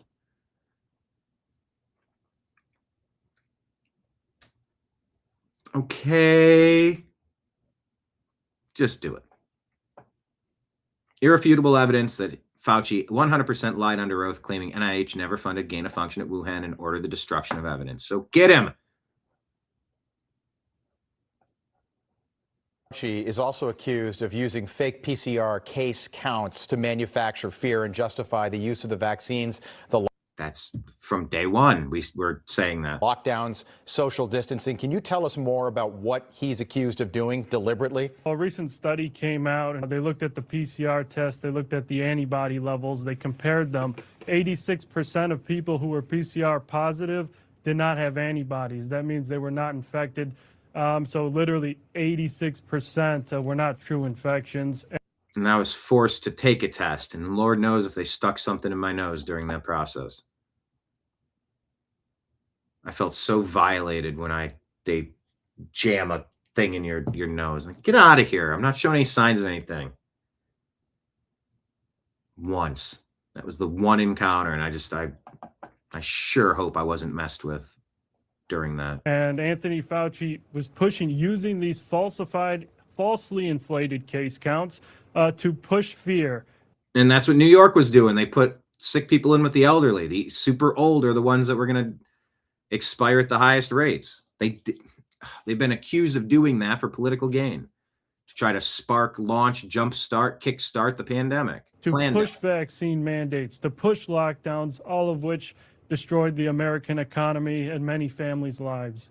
And one more point, they pushed doctors into a corner where they couldn't treat based on their opinions. They were told you must only treat one way, including remdesivir, graduating to a ventilation tube, and then right into the ground in so many cases. They wouldn't do the vitamin C drip, or they didn't have it. They scared doctors about ivermectin, calling it horse paste, and it's ineffective. Scared doctors into prescribing the proper doses of ivermectin. So even if you got it, it might have been at a level that wasn't. It's like making coffee. If you take a little pinch and make a 12-cup pot, like, you're not going to have coffee. You're going to have water with the tiniest hint of brown in it. You needed full scoops to save lives. But Fauci and that pharmaceutical industrial complex made it impossible. They specifically set it up, they intentionally set it up so that maximum product would be moved. Maximum product would be moved. And that product was not ivermectin. The confusion and Biden banning monoclonal antibodies. Doctors were scared. They were confused. Patients received crap care because of it. That's the next part of the story why Fauci needs to be indicted. Hurry up with it. Rand Paul says today is the day the Department of Justice must charge Fauci for lying under oath or lose the chance forever. This man oversaw gain-of-function research at the Wuhan lab, lied to Congress about it repeatedly, and watched as you were called crazy for asking questions. The statute of limitations expires tomorrow. The American people have waited long enough for accountability.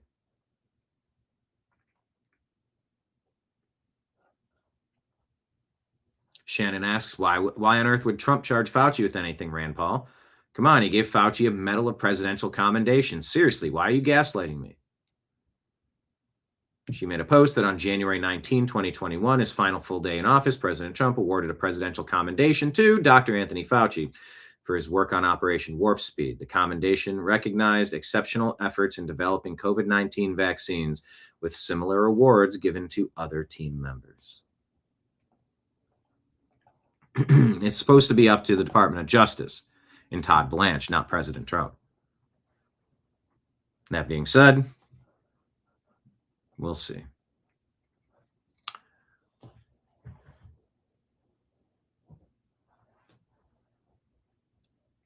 Rand Paul continues, whether the DOJ decides to charge Fauci now or not, I'm not letting up. In fact, later this week, I'm holding a hearing with a whistleblower. Maybe the American people will finally get the answers they've been looking for.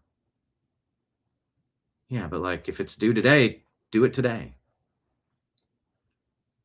John Basham, political analyst, says both Rhino Senators John Cornyn of Texas and Bill Cassidy of Louisiana have now publicly stated that if they're reelected, they will continue to support Rhino leader John Thune as Senate Majority Leader. That should be a non-starter. Scott Pressler says Louisiana. Senator Bill Cassidy said if reelected, he'll continue to support Senate Majority Leader John Thune. It would be a shame if every Republican in Louisiana saw this before the election on Saturday, May 16th. What's up, guy? What do you want? Could you still be hungry?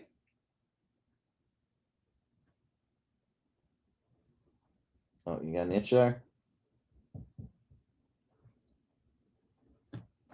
Let's see if I can. Cassidy said, right now I'm focused on re-election so I can continue delivering for Louisiana. I supported Leader Thune previously, and I plan to support him again. All right, Matt Van Swoel shared this. Leftists nationwide are calling for a white police officer to be imprisoned in North Carolina simply because he forcefully confronted a black person who got into a violent riot. They're accusing him of racism. Nope, give him a raise, he says.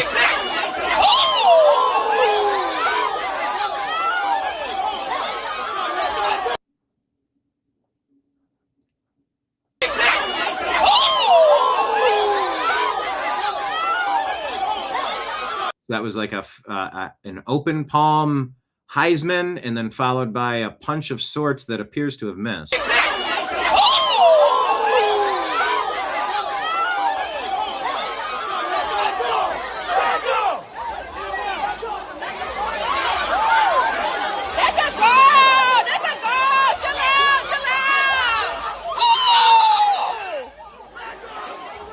Who is that there?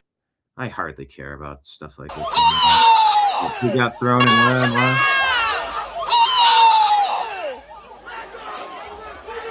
Maybe they thought someone else was getting involved.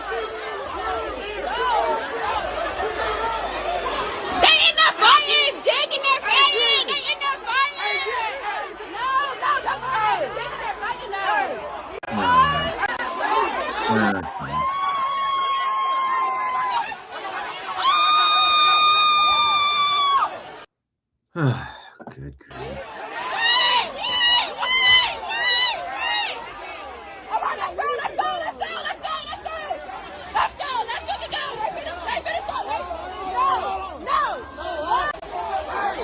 All right.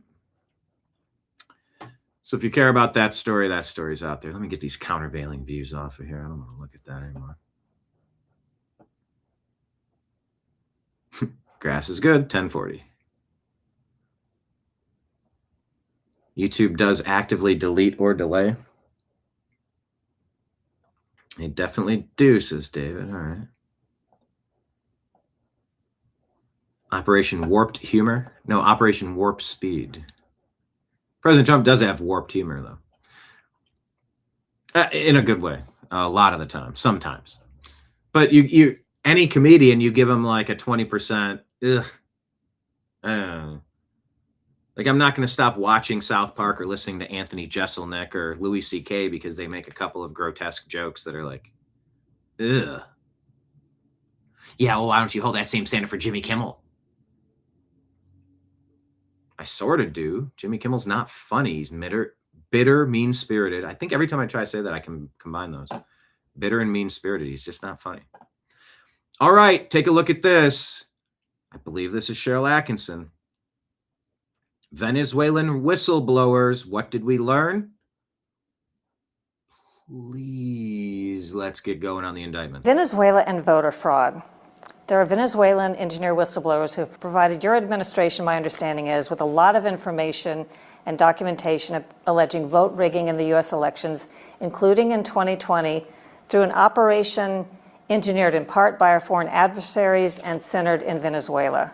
Are you familiar with this information, and is anything going to come of that? Yeah, a little bit. And, well, I'm familiar with voter fraud because we have a lot of it, I believe, coming up on the 2020 election. The 2020 election was rigged. You know, when I used to say that, they'd say, oh, the cameras would turn off. How can you say? Now they don't turn.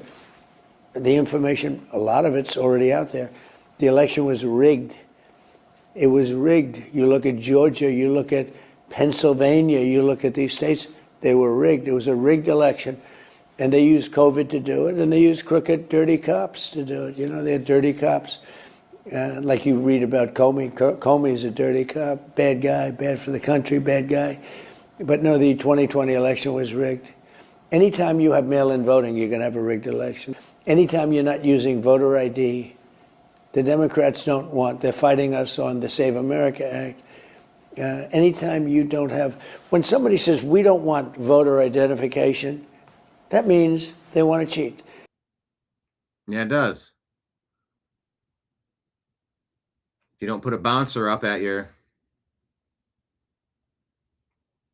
don't put a doorman or a bouncer, then you're allowing anybody in.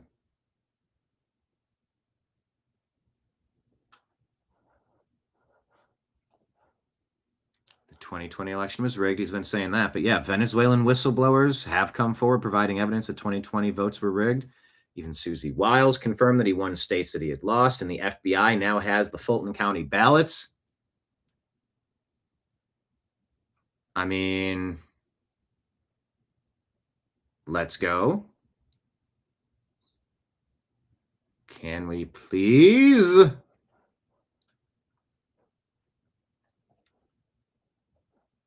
More J.D. Vance reminding us that he is very worthy political force, potentially a favorite for 2028. Frustrated about the fact that this negotiation has not taken place until today. But if you look at the original thing they did with this negotiation, it was a $1.5 trillion spending package. Negotiation with Chuck Schumer, Hakeem Jeffries. Basically saying to the American people, we want to give massive amounts of money, hundreds of billions of dollars to illegal aliens for their health care, while Americans are struggling to pay their health care bills. That was their initial foray into this negotiation. We thought it was absurd. We told them it was absurd, and now they come in here saying that if you don't give us everything that we want, we're going to shut down the government. We think that's preposterous. We think it's totally unacceptable, and we think the American people are going to suffer because these guys won't do the right thing. Now, I want to make one final point here. You will hear a lot from Senate Democrats, from House Democrats about the fact that American healthcare policy is broken. Well, we know that American healthcare policy is broken. We've been trying to fix it for the 8 months that we've been in office, but every single thing that they accuse about being broken about American healthcare is policy the Democrats have supported for the past decade. So if they want to talk about how to fix American healthcare policy, let's do it. The Speaker would love to do it. The Senate Majority Leader would love to do it. Let's work on it together, but let's do it in the context of an open government that's providing essential services to the American people. That's all that we're proposing to do, and the fact that they refuse to do that shows how unreasonable their position is. I think we're headed to a shutdown because the Democrats won't do the right thing. I hope they change their mind, but we're going to see. I'll let the Speaker say a few words. I know we've had the shutdowns, the pauses, the different moments where it's a temporarily extended scenario. I'm not sure which one this is, what the timeline is that the AP. Venezuela and voter fraud. It was allegedly from May 10th, but I digress. It's true regardless, and the Democrats are going to keep pushing this stuff. President Trump goes berserk at the United Nations for funding mass migration and thus destroying Western civilization. Not only is the UN not solving the problems it should, too often, it's actually creating new problems for us to solve. The best example is the #1 political issue of our time, the crisis of uncontrolled migration. It's uncontrolled. Your countries are being ruined.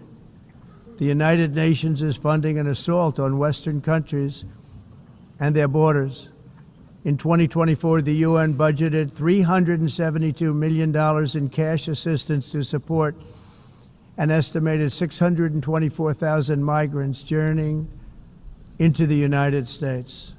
And by the way, if it says if he just did this was probably September 23, 25, but it's as relevant now as it ever was. Think of that. The UN is supporting people that are illegally coming into the United States, and then we have to get them out.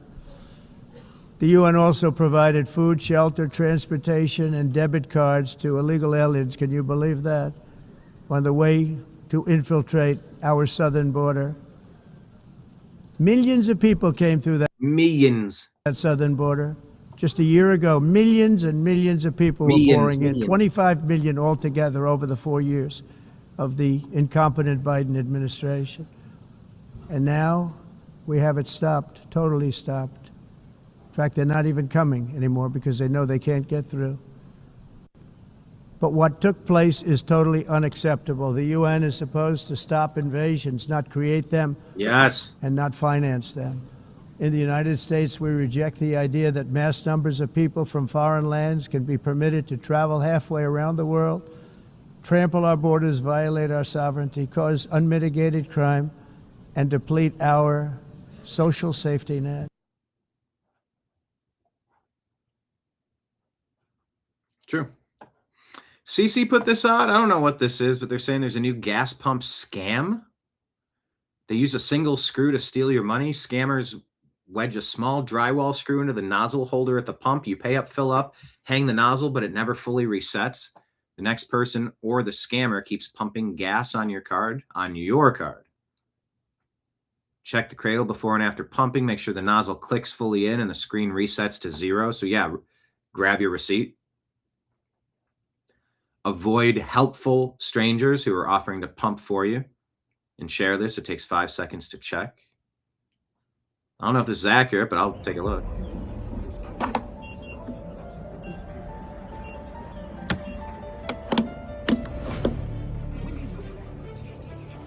I don't know exactly what that short skirt.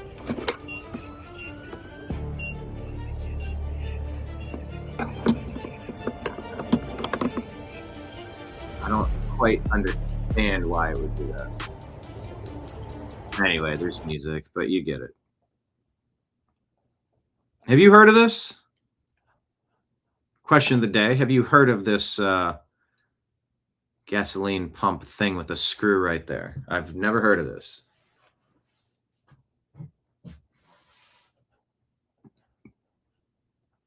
But it's something to now be aware of. Now it's on your radar. Speaking of what to be aware of, Project Veritas. Earlier this week, we introduced you to Raquel Rodriguez and her illegal election law activities in San Antonio, Texas. Well, there is more. Listen carefully as she tells our undercover journalist the cost of buying votes. I've got 3 Democrats, 3 Republicans, and the rest are Democrats. Okay. So, how much money are we talking? Because just so you'll know, when you do things like this for votes, you're talking between $5 to $8 per vote. I'm just letting you know, so you have an idea. And I'm going to bring $3,500 to the plate. Okay. Counting 35 times 5. 175. So I know what I'm bringing to the plate county-wide. So that's like $28,000. Like model right now. He said, okay, Raquel, if you were running, what would you do? So he sat me down and I said, I would do this, and this. He said, how much money do you think you would need? And I budgeted everything, right? Okay, boom, you do it. So he was paying me $5,000 a month, and now he's paying me $8,000 a month. Why? Because I took in these extra jobs. So between you and me, I've got 4 judges that are calling me right now. This is what they're asking me. And they're like, we want to be a part of this group. So if we pay you $3,500 each, that's like 12 grand, dude. So those 3 judges that I'm talking about, and that's Renee Yanta, Nicole Garza, right? They're paying me $3,500. Wow. Me $3,500 to make sure that their name is on the ballot. How much could the city council race cost? I gave you my total. It's in there? It's $5,000 a month for me, $8,000 for Tom. Yep, 8,000 a month. 8,000 for our 2 How many months will it go through? 7. 56,000? Probably. That's And then 2 months of early voting. 2 months of early voting is my fee goes from 5 to 7. Cash. All right. Texas election code. It says it's illegal to harvest ballots, illegal to pay others to ballot harvest. Ballot harvesting is a felony if done with 3 or more people. Rigged election. Hashtag rigged election.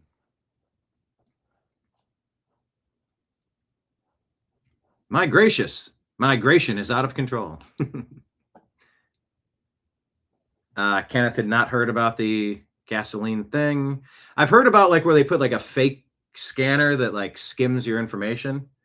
Like if you put your credit card, it's like it clips on the top, and when you put it in, it's going to a wireless, like someone has a computer in a car, it's sending the data there, and they steal your code and start using your card. That sounds like a bad one. But yeah, I'm going to keep my eyes peeled on that with the screw. I haven't heard of it either. By the way, speaking of something we never heard of, Texas Mornings Unplugged in Rumble says, well, now that some of us know something he did not hear of about my birthday, he says, happy belated birthday, and dropped a $25 tip into the tip jar. Thank you, people. Appreciate you so much. That's awesome. Thank you. Yes, I will go. It just goes from one hand to the next. I need to go to Lowe's because Lowe's donated so much for Hurricane Helene help on the way. Some of you donated specifically for that, earmarked it, and it definitely went to those places, those people. Lowe's donated so much. And I mean, we were meeting up with, go to this one rest area with a restaurant and stuff, and around the back there were like 30 semi trucks all parked out back, and everybody was loading up different. All right, you got cases of water, you have food, you got tools, you have cleaning, you have, let me get some of this, I'm taking it here, they're asking for this. And it was just everybody, the whole community coming together and sending stuff out. And Lowe's was awesome with that. So I just kind of go to Lowe's. Nothing against Home Depot, but Lowe's stepped up. So I keep going back to Lowe's. So yeah, thank you for that 25. I'm going to take it and I'm going to buy concrete with it or mortar or whatever product I end up using. Or I'll get Nimbus 93% of his next Fancy Feast box of 30. I think they're like 26, 27 bucks now. And he goes through 2 cans a day. 2 cats, 2 cans a day. 30 days. 30, 60, 90, 120. So that's 4 cases. Yeah, it's about 120 a month for the cats. Plus Nimbus's $100 injection for Silencia so that he can still be mobile. So if he didn't have that, Buddy Boy has been breaking down for like a year or 2 now, but he's hanging in there. So yeah, thank you. That's my point. It's just thank you. Lowe's blows. No, now wait a minute. Lowe's knows.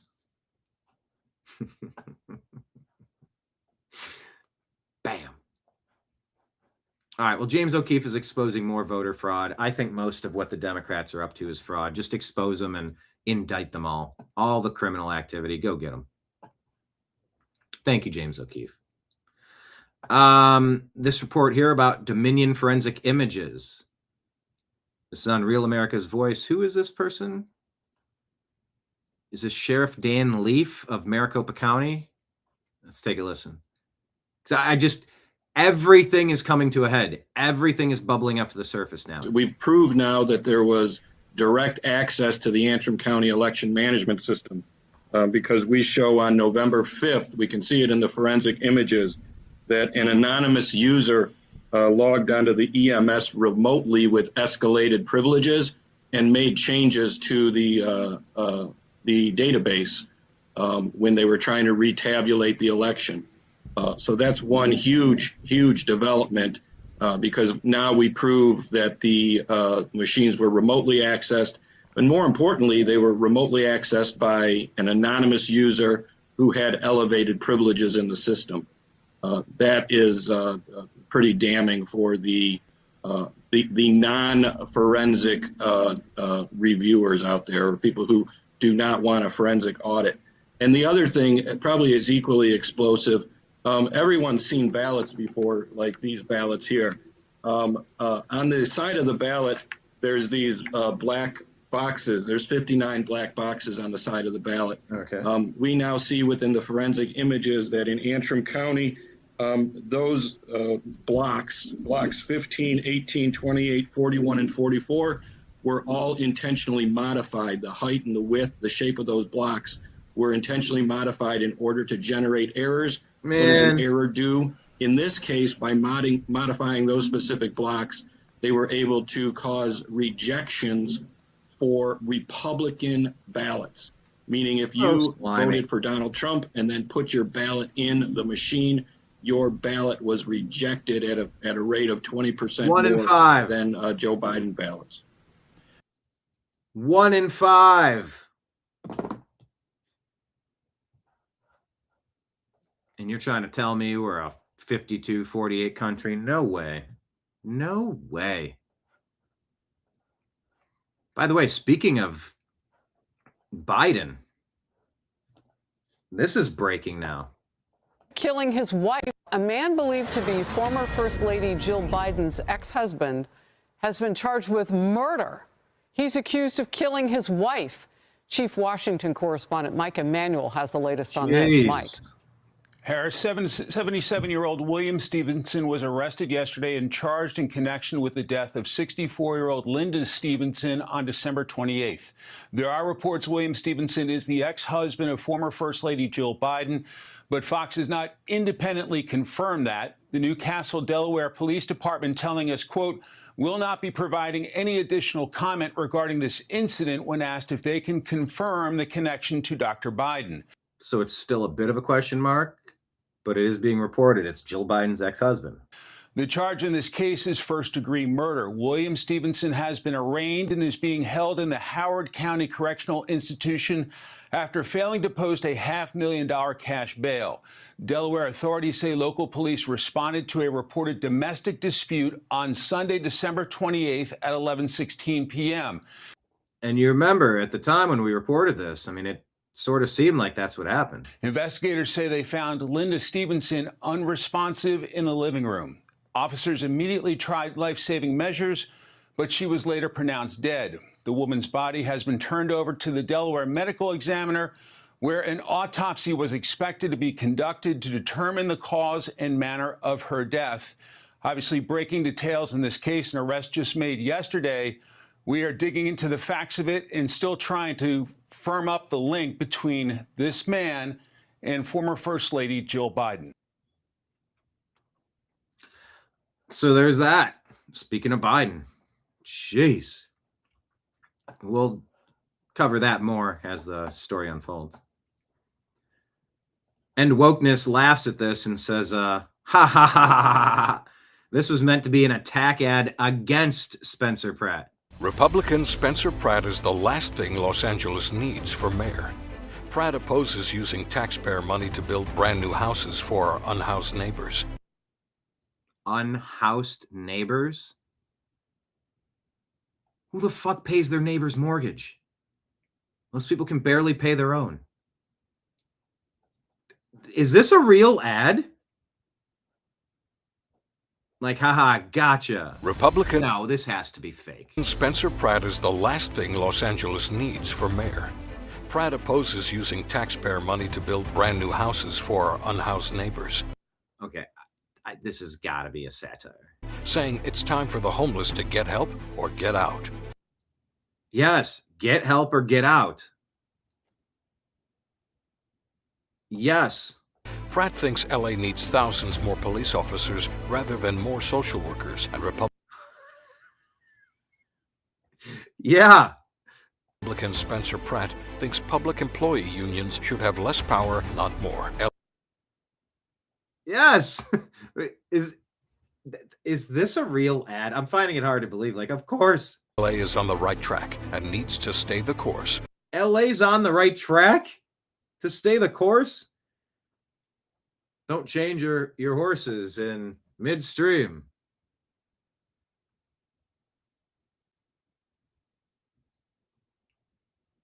That was from Wag the Dog.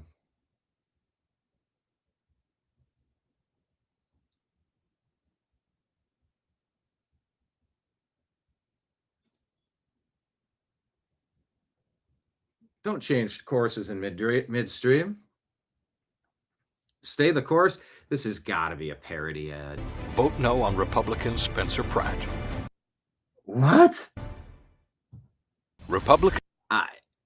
Brand new. Come on, hold on. Let me ask Grok. This can't be. We've proved now that there was direct access. Stop. There we go. How do I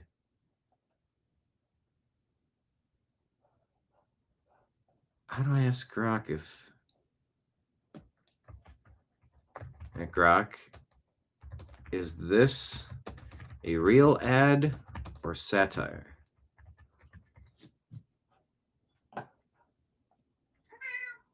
All right.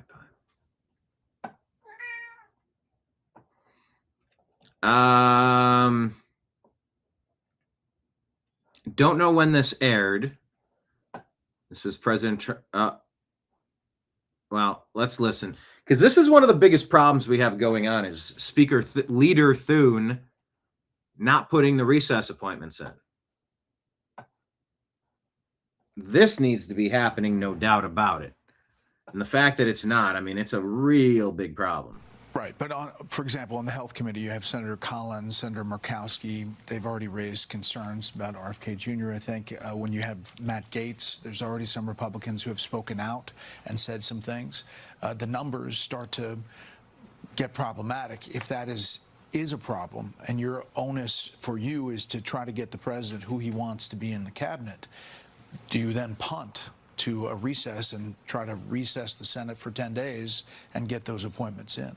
Well, it's an option, but obviously it takes, you have to have all Republicans vote to recess as well. So the same Republicans that you mentioned that might have a problem voting for somebody under regular order probably also have a problem voting to put the Senate into recess. You have to have concurrence from the House.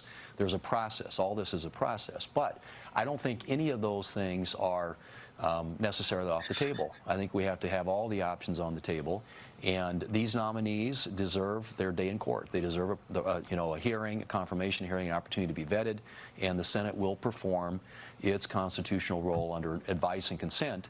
But we are not going to allow the Democrats to thwart the will of the American people in giving President Trump the people that he wants in those positions to implement his agenda. When it comes to Trump calls for Leader Thune to agree to the process, get his people on. That's dereliction of duty, or it's subterfuge. It's treason. Real Robert claims for the first time in modern American history, the President of the United States is blocked from making any recess appointments. Reagan had 240, Bush, HW 77, Clinton 139, George W. Bush 171, Obama 32, and Trump 0. By whom? Who's blocking him? A Democrat named Leader John Thune, he says.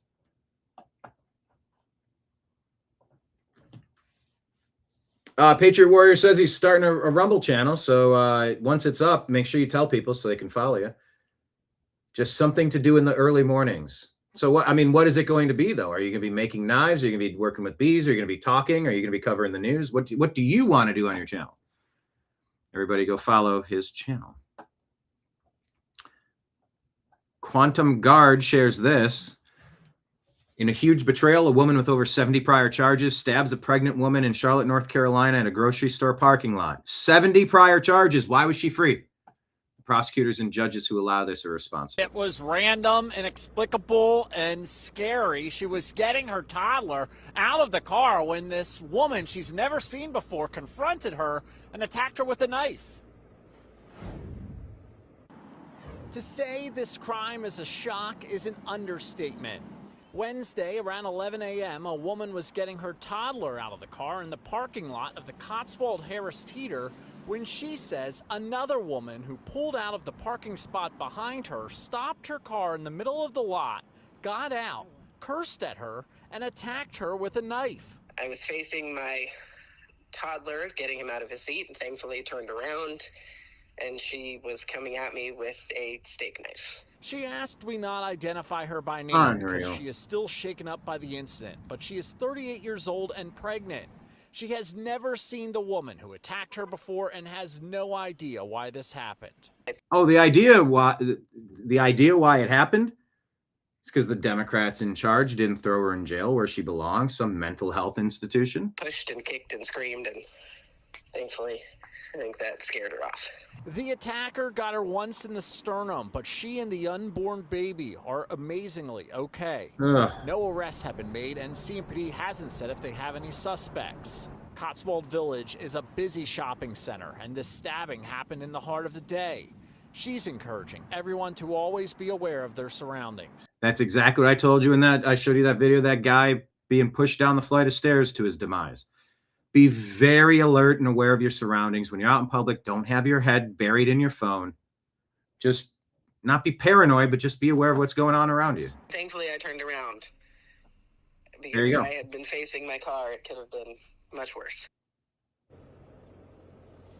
Harris Teeter declined to comment. They told us to ask all questions to CMPD, and I did ask CMPD for more information about this, but they said all the info's in the police report, which didn't include anything further. Okay, that's pathetic.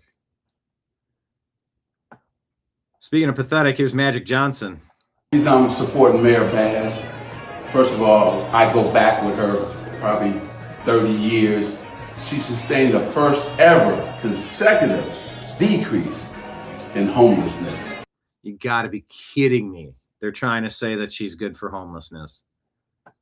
You got to be kidding me. Homicide rate is down. New housing units, 40,000. I mean, she's doing a tremendous job. Doing a tremendous job. How many home units were destroyed while you were in Ghana? In Ghana, when you have a pretty important job here. Oh, Magic Johnson, shame on you. Mayor Bass has to have a second term, and I'm excited to say that. All right. Oh, thank you so much. Oh my Lord, is this cringe? Bad acting.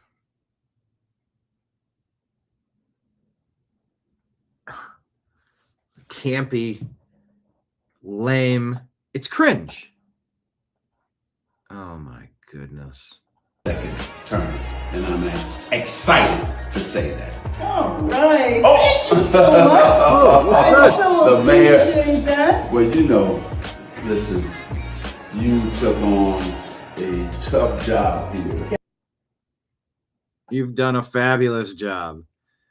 All of us appreciate your effort and what you're doing. We look forward to helping you continue. No, we don't. Your mission, your commie mission. Can't wait to see what you have in store for the city. Oh, more vision. Well, you know what, Magic? You're so Los Angeles. Ugh. Shame on Magic.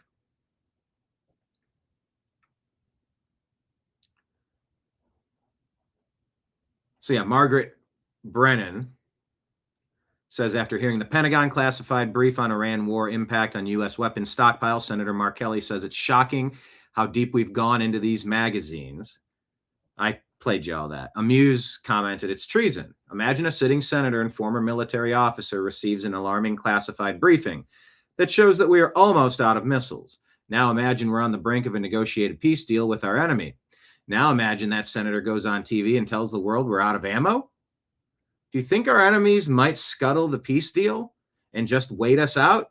That's exactly what Senator Mark Kelly did yesterday. Well, damn.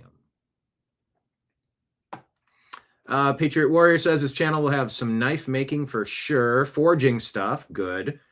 Maybe a little jewelry making and leather crafts. Do you ever follow, do you ever watch Wrangler Star? W-R-A-N-G-L-E-R, Wrangler Star. If not, check his channel out.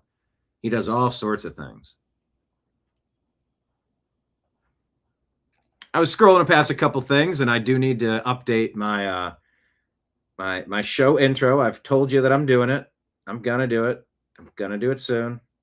I swear to you, I'm gonna do it soon. And I found this, and I was like, oh, in case you missed it. This was when I was reporting. I was on with Jack Posobiec with Real America's Voice, live from the Bronx outside the Trump event. Kind of fun. I wish I had more video footage of all the segments I did on, like, I don't know, 2 or 3 shows. The energy here is exciting. You hear people yelling behind. They were just chanting USA. You have people performing music. The energy is off the charts. This is not a traditional area that Republicans have bothered to communicate with. But after seeing the past 3.5 years, people are ready for a change. I spoke with a woman that said one of her elderly friends was cracked in the head and severely injured on a subway. That's just unacceptable to be abusing elderly women in a great city like this. The great American cities are really struggling right now under the weight of what Biden's done at the border, and it's palpable. The people have seen the past 3.5 years, and they are ready for a change. That's for sure. The energy. It's almost like I'm just watching some guy. I'm like, oh, who's that guy? Well, that's this guy. That was fun.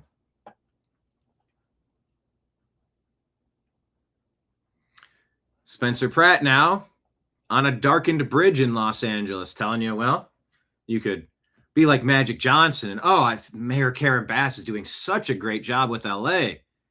Is she? Spencer Pratt, we're here at the 6th Street Bridge in downtown Los Angeles. It is beautiful, if only you could see it. But all the lights have been allowed to be stolen from our taxpayer money because Mayor Basura and Nithya Raman and her DSA City Council let criminals run the streets. But don't worry, Mayor Basura is planning to take $200 million of our tax money to get solar power lights. Oh, because the criminals won't steal those. But don't worry, Nithya Raman has suggested putting cages around the lights. That's right, cages. That'll stop them. So if you're sick of your tax money getting burned by these criminals, you better vote for Mayor Pratt. The ballots drop May 4th. Turn them in. Go get your grandma to vote. Get everyone to vote. We're going to get rid of the DSA. We're going to get rid of Mayor Basura. And we're going to save LA so we can see this beautiful city. They let the meth heads steal all the copper, I believe.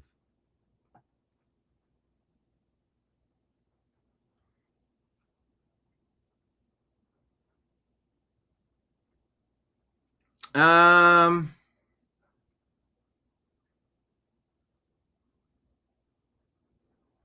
don't know. This was presented. This was in Tennessee. This guy got really angry. Modern day Bull Connor blocking the Florida Tennessee State House floor from the only black member as they strip him of office, is the claim.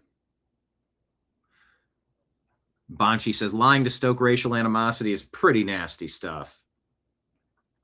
And it is. He's neither a senator nor part of that committee. The poor guy just doing his job being smeared as a racist is just gross. You don't even know him. Yeah, just bad theater. Alabama went straight to the U.S. Supreme Court demanding they throw out the current rigged congressional map packed with 2 racially gerrymandered Democrat seats. Judge Clarence Thomas just ordered a response by 5 p.m. Friday. This evening, Alabama Republicans have just filed an emergency request with the U.S. Supreme Court, asking the justices to lift a lower court ruling that stands in the way of their redistricting plans. Now, if Republicans succeed in all the proposals currently underway and the new maps pass legal muster, they could actually stand to net anywhere from 4 to 13 new seats before the midterms, Brett. That's significant. This evening, very significant. Things have been getting testy on CNN with Scott Jennings. I was going to say Scott Adams. Here's another moment. You don't get to say the word illegals anymore. But you have the diverse, the percentage. Who are you to tell me what I can and can't? I've never met you, brother. Listen, I can say whatever I want. They're illegal aliens, and that's what the law calls them, illegal aliens. That's what I'm going to call them. As for our conversation, you don't get to say the word illegals anymore. But you have the diverse, the percentage. Who are you to tell me what I can and can't? I've never met you, brother. Listen, I can say what. Scott Jennings is great. Catch this Mamdani speech? Amidst talking about ruining cities with globalist air quote leadership. Being in the wealthiest city in the wealthiest country in the history of the world, we already see an exodus of working and middle-class New Yorkers. So I don't have a hesitation in asking those who make the most amount of money in the city or the most profits in the city to pay a little bit more. Please. Oh, please. So that everyone can actually stay in this city. It's also something not just about justice or the ability for working class people to live here. It is also actually about ensuring that corporations can continue to attract the top talent to this city. Because in a city where childcare costs more than $20,000 a year, I've heard from corporate leaders about how difficult it is for them to attract individuals who would work at their companies but want to raise a family, because you could be making $300,000 a year and you will feel that $20,000 a year because of the fact that we have allowed for the absence of affordable childcare to become reality here in this city. Amidst being in the wealthiest city in the wealthiest country in the history of the world, we already see an exodus. Yeah, there is an exodus. I'll ask those who make the most amount of money to pay more so everyone can stay in this city. We warned you.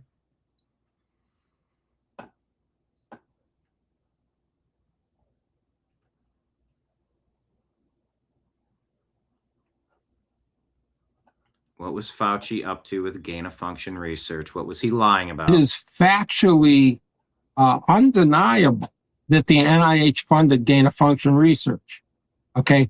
Right. Gain-of-function research, by every credible person's definition, is research, is work that enhances the transmissibility or virulence of a potential pathogen that is dangerous, would be made more dangerous to humans. That's just basic science, basic biology. That can't be denied.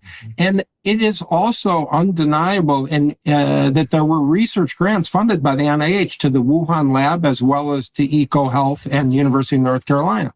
This is undeniable. And Fauci testified under oath that the NIH has never funded gain-of-function research. And so that's a lie. I don't know how else to describe that. The numbers of the NIH grants were cited in the publications. I have a list of them. I'm looking at them on my computer screen. There are at least 4 NIH grants that were funding gain-of-function research, including after the pause The funding might have been done before the 2014 pause under the Obama administration, but the Obama administration pause, although it was rescinded later in 2014, it was recommended that the ongoing research be stopped, and yet the research kept going. So yes, it was funded by NIH, and yes, they didn't pause it when they should have, because it was disallowed in the United States. Rand Paul, he's right. Everything he's saying is correct, 100% correct. Whether Fauci can be punished for lying under oath to Congress, I'm not sure. I'm not sure what he was pardoned for. He was given a pardon, you can't forget, as the Biden administration came to a close, for crimes that he supposedly didn't commit. So I'm not sure what the purpose of a pardon or legitimacy of a pardon is. I'm not a lawyer. You can ask the attorney who understands all the constitutional law at the next segment. Yeah. But there's no question that Rand Paul's right. The question is, will there be punishment? I have my doubts. I will be forever disappointed if that doesn't happen.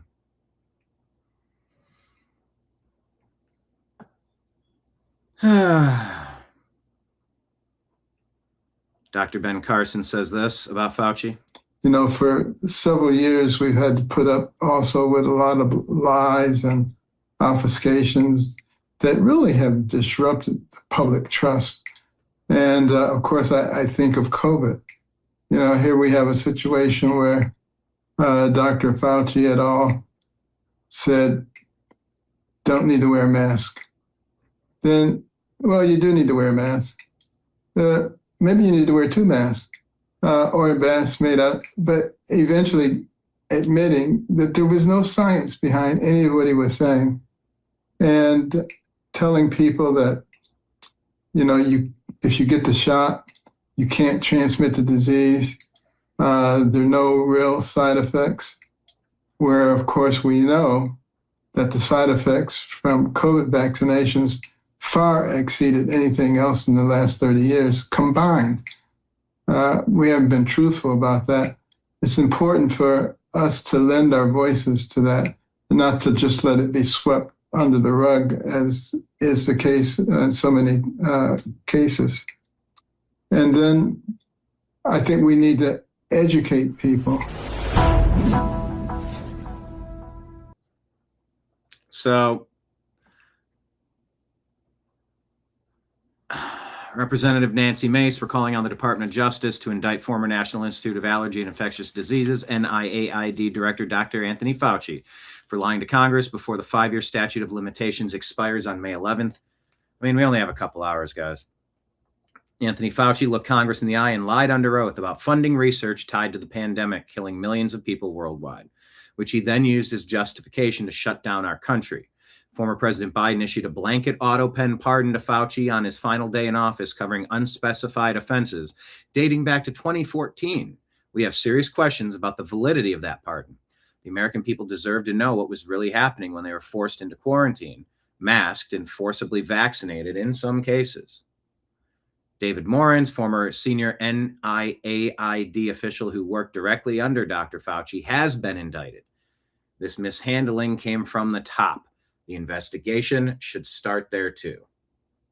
So please, pretty please, with cherries on top, indict Anthony Fauci for his crimes against humanity. If you get him for lying to Congress, you start where you can start. That guy caused so many problems by lying about the origin, about his role. We could have had much more information, better information. More people could have been saved potentially. It's unforgivable what Fauci's done. And so I really hope by this time tomorrow, I'm going to report that Anthony Fauci's been indicted. I mean, I will have a celebratory beverage. I just wish there was something I could do to express how unresolved my brother's murder was.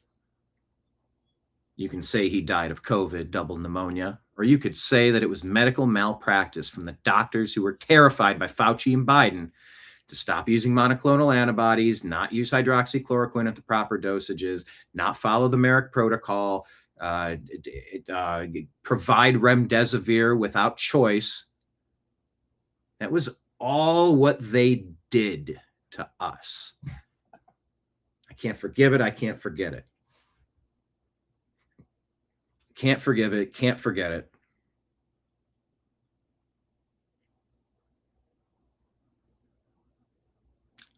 I just pray it happens today. Yeah. Yeah, it's like statute of limitation for lying in front of Congress. 5 years on. And it's like, you just get him where you can get him. He obviously lied. You indicted his counterpart. Get him. And President Trump's like, no, I like warp speed. You can say that you're glad you were able to put something together really quick to pull us out of a pandemic. Because having that available, not mandated, available to the worrywarts, that was helpful. To just, all right, here, you want something? Take that. We good now? He's like, I used hydroxychloroquine, ivermectin. I think that's what he said he used. Among other things. And they lit him up for that. Was it all to sell product? More injections? I don't know. But I do know it's not okay. And yeah, maybe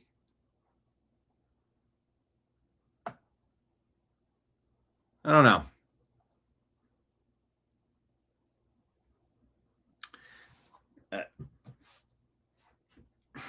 Todd Blanche, President Trump, is there a difference? Are they basically the same, or are they separate, independent, siloed? I don't know. How are you going to get one of the Fauci guys and not get Fauci? When it's so easy to do so, it's so obvious. You have no case to. Your lies are proven. They're obvious.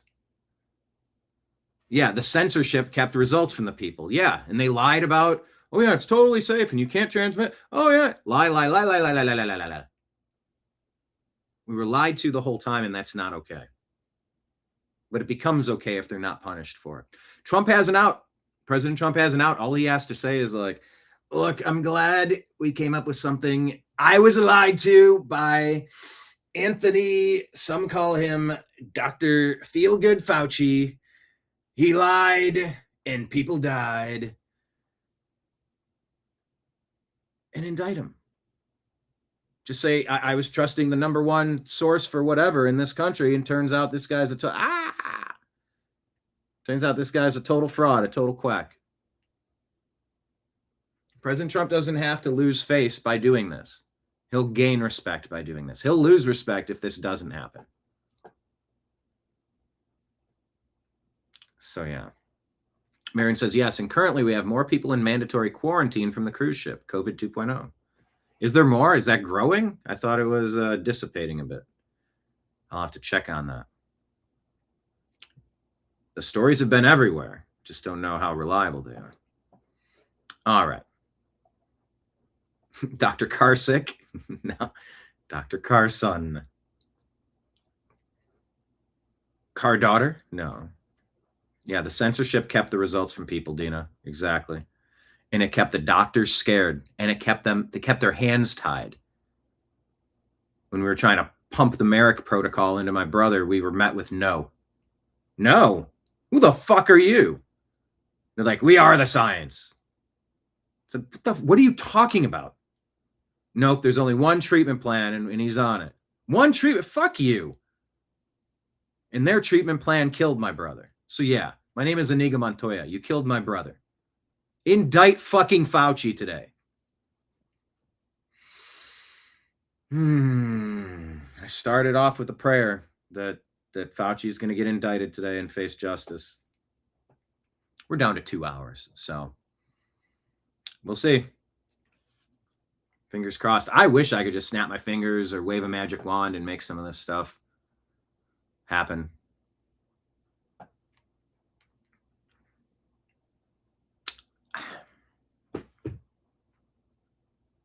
If it doesn't happen, I tried.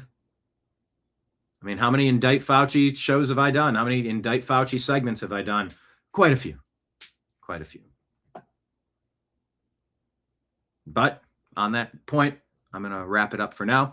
Reminder, I'm your humble bartender, Brian. I am leaving my shift. My shift is up. I went ahead and cashed out your credit card bill. I'm going to slide it over to you. As you see, it says $0. Nobody owes anything, but I'm a bartender and I work off tips. So if you enjoyed yourself today, if you could sign something, put your initials there and maybe drop a tip, that'd be great. Monthly tips are on Patreon, Rumble, and YouTube. You can sign up for subscriptions as low as like $5 or $10 a month. It's really minimal. You could drop a Rumble rant tip or a super chat tip, as Kenneth and John have. Thank you very much. And you can also do PayPal. That's fuzzinstallment@yahoo.com, scrolling at the bottom of the screen, as well as Cash App and Venmo. That's Brian Engelman, BrianEngelman. Thank you so much for being here, everyone. Justice or just us?